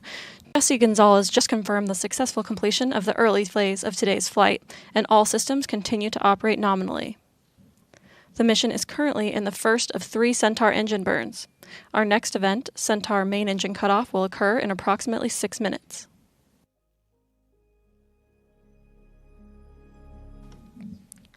Earlier this week, I had the opportunity to hear from General J.T. Thompson regarding the tireless work his team puts into getting national security missions in space. Let's take a look at what he had to say. General Thompson, thank you so much for joining us. What can you tell us about the launch? Hi, Amanda. It's a really important launch today. Not only is it the final launch of an advanced extremely high-frequency satellite, AEHF 6, it is also the very first launch for the United States Space Force. As you know, national security space launch is a team sport.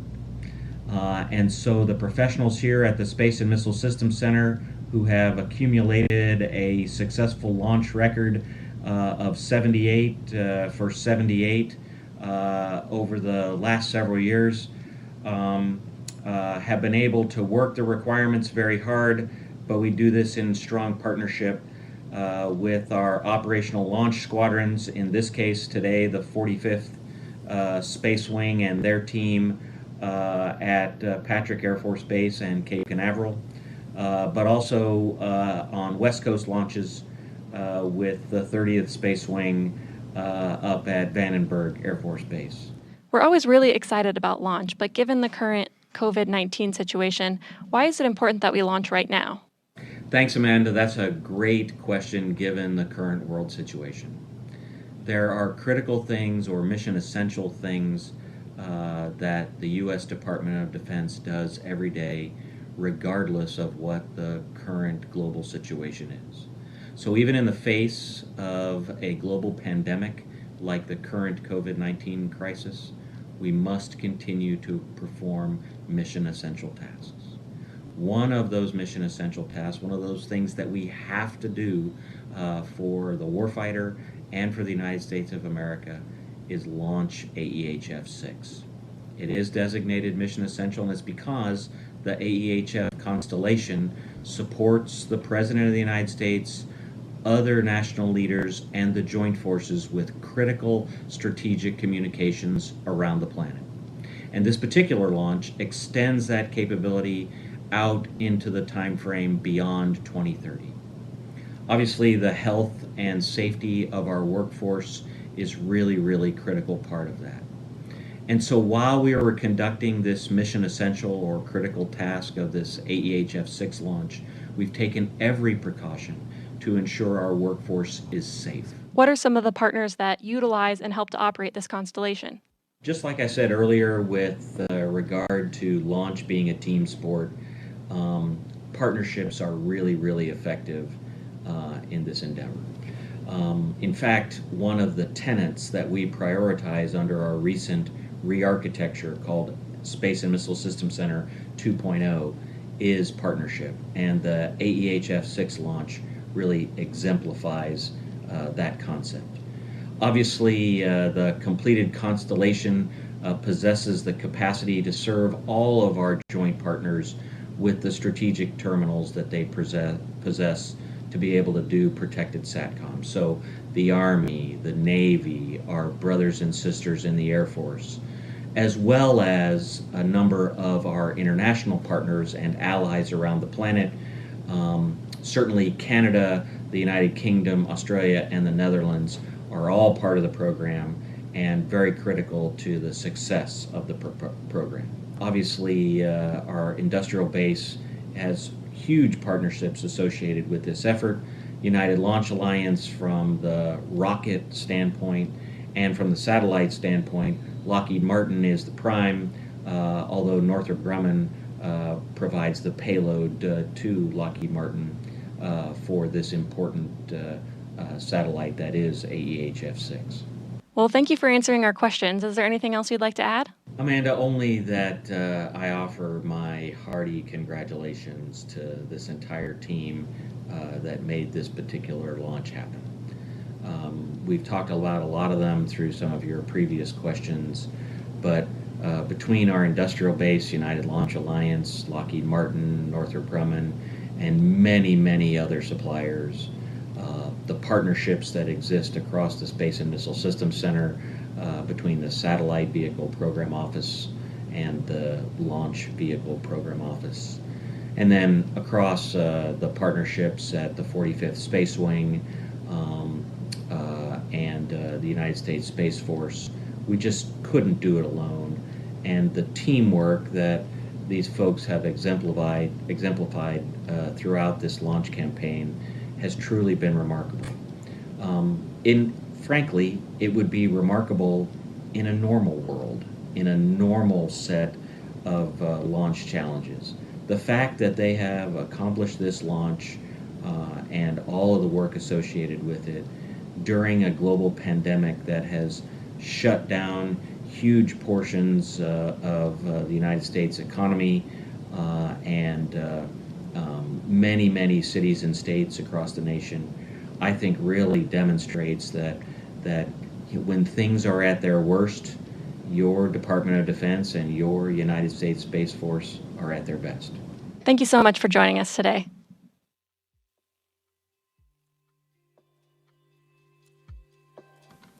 We are now approaching main engine cutoff 1. Let's listen in to Jesse Gonzalez once again. And coming up on MECO, we have had PU go to closed loop control, and we've had main engine cutoff. Engine cutoff pressure signatures look good. Centaur will coast for approximately 11 minutes prior to the next burn.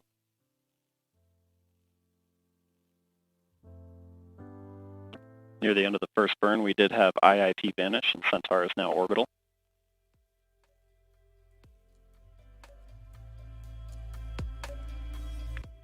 The RCS system is now commanding 100% settling and turning to the MES-2 attitude.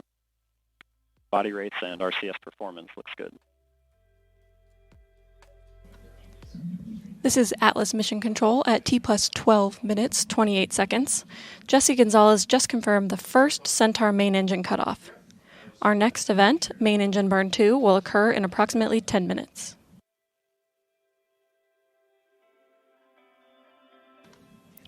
Recently, I sat down with ULA's Julie Chittenden to discuss how thermal aspects play a role in a rocket launch and in AEHF 6 in particular. Let's take a look at our conversation. So I'm here with Julie Chittenden, and she is a thermal engineer. So Julie, can you talk a little bit about what that means and what you do?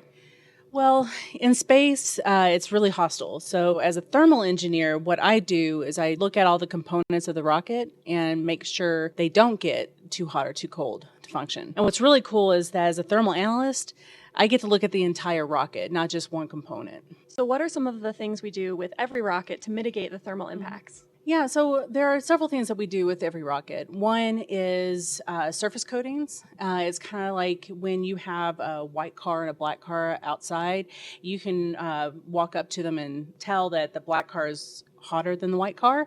So if there are things that are going to get too hot, we may paint them white or use some other kind of surface coating that will keep it in a certain temperature range. Other things that we can do, add insulation. We've all seen the lunar lander, and it has that gold foil part to it. That's actually insulation, and it's a really lightweight. So we use something similar to that we can cover components with or other items just to make sure that they stay within a temperature balance. A lot of our missions have a relatively short time frame between liftoff and spacecraft separation, but for this launch, the Atlas V rocket is taking the AEHF-6 satellite to a geosynchronous transfer orbit, and that's almost 6 hours from liftoff till separation. So what are some of the thermal considerations for these particularly long duration missions? When you're in space longer, you have a much higher chance of getting too hot or too cold. So there are certain things that we can do to help mitigate that. One is if a component's getting too cold, we might put a heater on it to keep it warm during the mission. The other thing that we can do is do more passive thermal mitigations. So one thing that we do is we use what we call a barbecue roll. It's kind of like rotisserie chicken. So that's what we're doing with our stage or our vehicle, is that we'll start a roll so that one side doesn't get really, really hot because the other side will get really, really cold, and everything will be kind of out of bounds. So this way we get nice even heating and nothing gets super hot or super cold.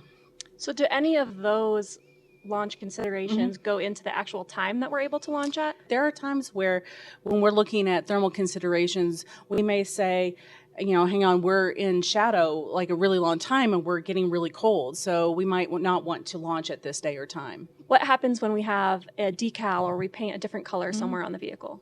Yeah, when you see the rocket on the launch pad, you see those really nice decals on our fairing. We do account for that. We do have a white fairing for a reason, because, you know, in Florida it's a little hot.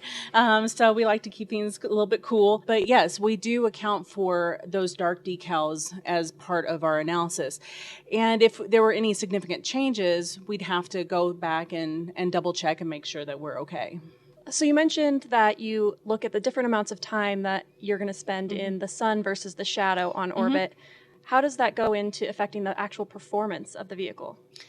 Yeah, if you are in the sun for a really long time, you're pumping heat into our tanks. So we use cryogenics, which boil off at a very low temperature. So if you're pumping heat into the tank, you're boiling off your fuel.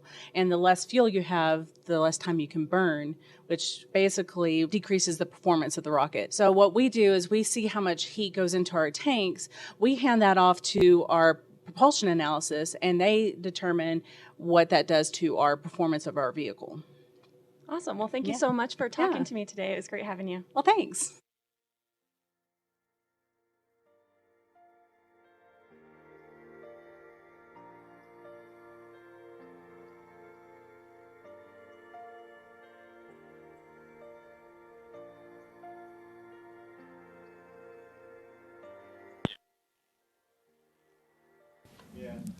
If you follow ULA on Twitter, you may have seen recently we reached out to ask, what questions do you have for rocket scientists?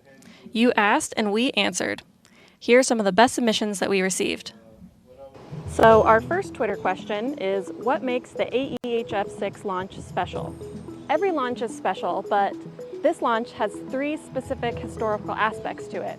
So first, this is our first national security launch for the U.S. Space Force. Second, this is the 6th and the final satellite in the AEHF-6 constellation, the secure military communications constellation that'll now be complete. And last, this is the 500th launch of the RL-10 that is on the Centaur upper stage. So we're really excited to launch this critical national asset for the U.S. Space Force. The next question is, how will the 411 rocket SRB configuration be different than the 551 configurations? Will a power slide be involved? You may recall for the Solar Orbiter launch last month that the Atlas V rocket used a 411 configuration with one SRB. So that configuration has the appearance of a power slide off of the launch pad as it clears the tower. So for today's launch, the Atlas V will be in a 551 configuration with 3 SRBs on one side and 2 on the other. So you still will have that asymmetric thrust. However, because this has much higher thrust and will come off the launch pad quicker, you probably won't notice the same amount of slide as you would for the 411 configuration. The next question is, what is the type of orbit AEHF-6 will be put into? The Atlas V rocket will deliver AEHF-6 into a high-energy geosynchronous transfer orbit.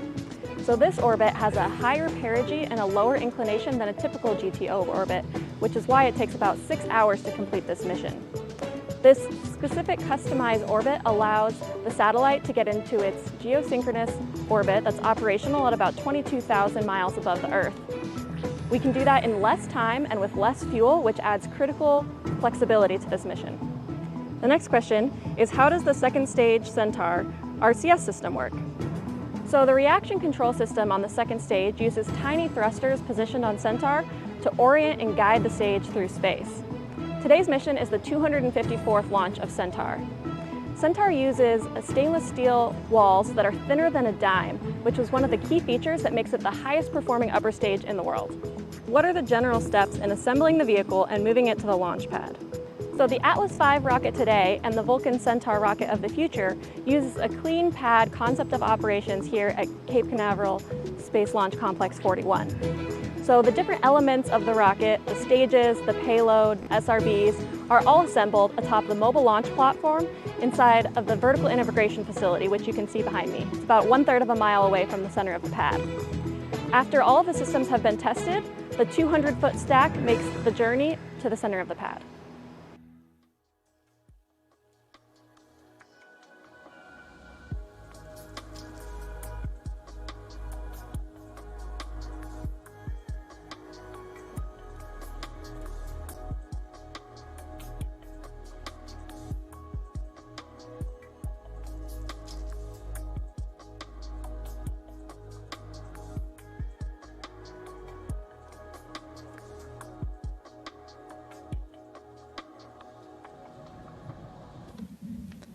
Established on December 20th, 2019, the U.S. Space Force is a new military service that organizes, trains, and equips space forces in order to protect U.S. and allied interests in space and to provide space capabilities to the joint force. ULA's launch today of the AEHF-6 satellite is the first mission under Space Force Command. Here's a message from Tori Bruno, ULA's president and CEO, on this historic event. I wanted to say congratulations to the newly formed United States Space Force and to say how excited we are to fly the very first mission for the Space Force. And I think it's just so apropos that it is the Advanced EHF-6 spacecraft, the 6th generation of this constellation, or the 6th satellite of this constellation, that provides secure military communications around the globe, helping to keep our troops safe, being a part of our allied presence with other countries, and being a backbone of keeping the peace here on Earth and now also keeping the peace out in space. We are pretty excited to fly this at ULA. We care a lot about these missions. We understand them. We know how important they are, and we are all about their mission success. So now I have really just 3 things to say. Go Atlas, go Centaur, and go Space Force.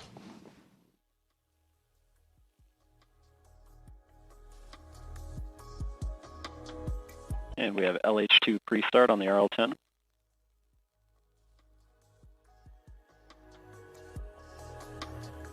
We are now approaching main engine start 2. Let's listen in. And we have LOX pre-start on the RL-10.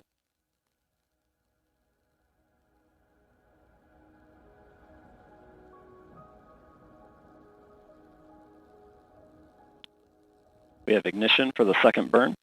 This burn will be approximately 6 minutes in duration, and the TDO-2 payload will be deployed shortly after MECO 2. Engine parameters look good at the beginning of the burn.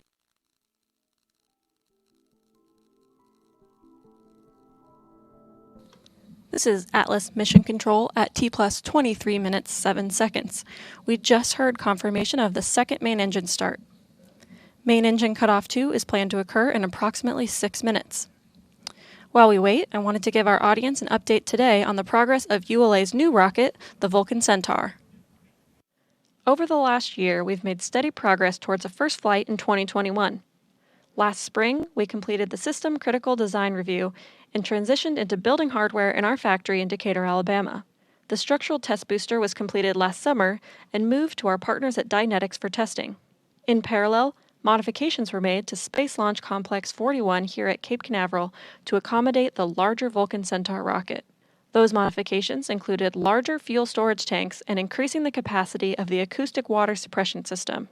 In the vertical integration facility, platforms were extended, and in the Spaceflight Processing and Operations Center, a second mobile launch platform was constructed to enable both Atlas V and Vulcan Centaur launches from Slick 41, an industry first. Finally, production continues in Decatur for the first 2 Vulcan Centaur flights, launching Astrobotic's Peregrine Lunar Lander and Sierra Nevada's Dream Chaser to the International Space Station.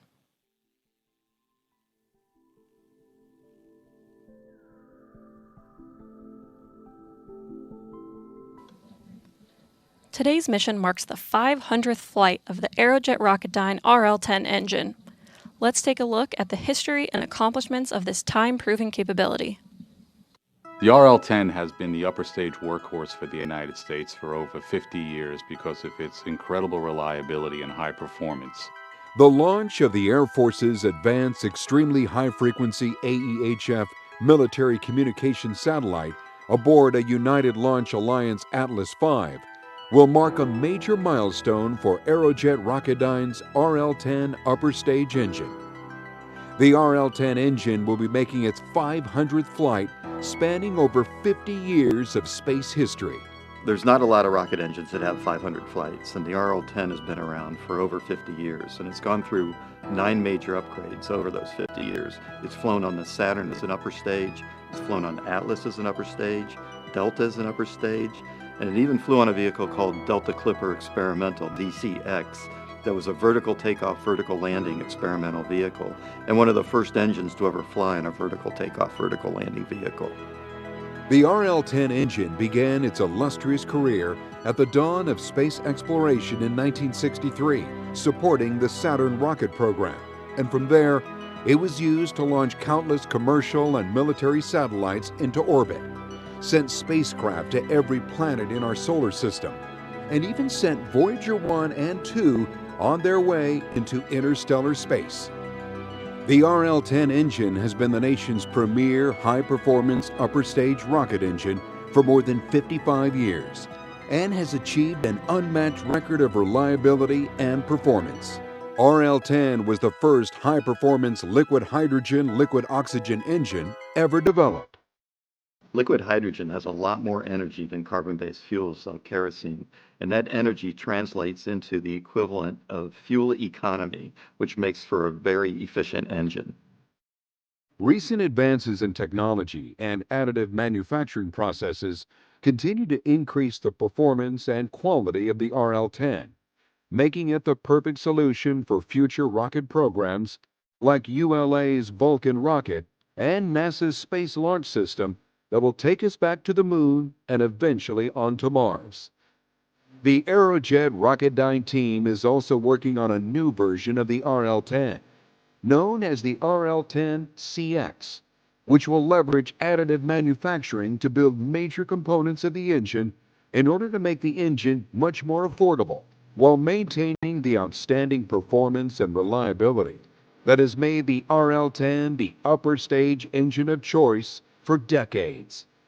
Thanks to the RL-10 team for continuing to provide an exceptional engine that serves the needs of our nation.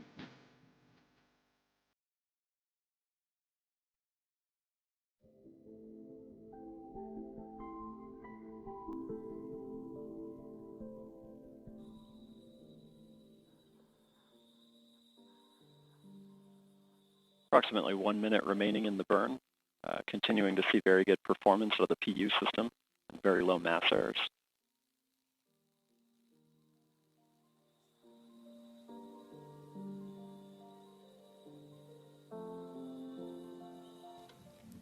We're now approaching main engine cutoff 2, which will be followed by separation of today's aft bulkhead payload, TDO2. Let's return to the flight.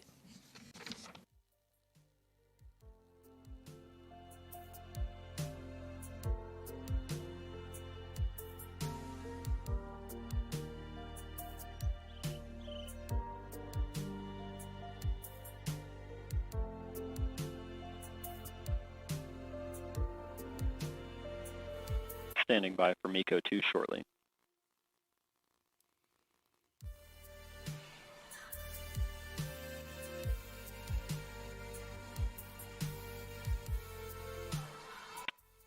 And we've had MECO, main engine cutoff. We're standing by for TDO2 payload release in about 30 seconds. Following TDO2 release, Centaur will coast for approximately 5 hours prior to the third and final burn.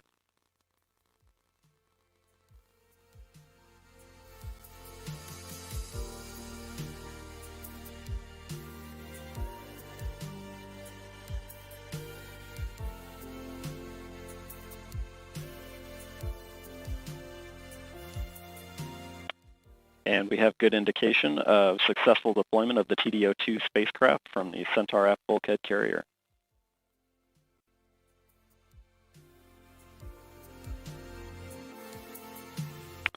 We're now seeing Centaur turn to its PTC roll attitude and beginning its PTC roll, and body rate responses look good. With TDO2 separation, I'd like to thank Jesse Gonzalez for his support of today's show. For continuing updates on today's mission during this 5.5-hour coast, the final Centaur burn, and spacecraft separation, please visit ULA's live launch updates blog at ulalaunch.com or join the conversation on Twitter and Facebook. We'll now complete today's coverage with another look at today's liftoff, which occurred at 4:18 p.m. Eastern Time. I'm Amanda Sterling, and on behalf of the entire launch team, thank you for joining us and have a great rest of the day. 5, 4, 3, 2, we have ignition and liftoff of the United Launch Alliance Atlas V rocket with AEHF 6 on the first mission for the United States Space Force.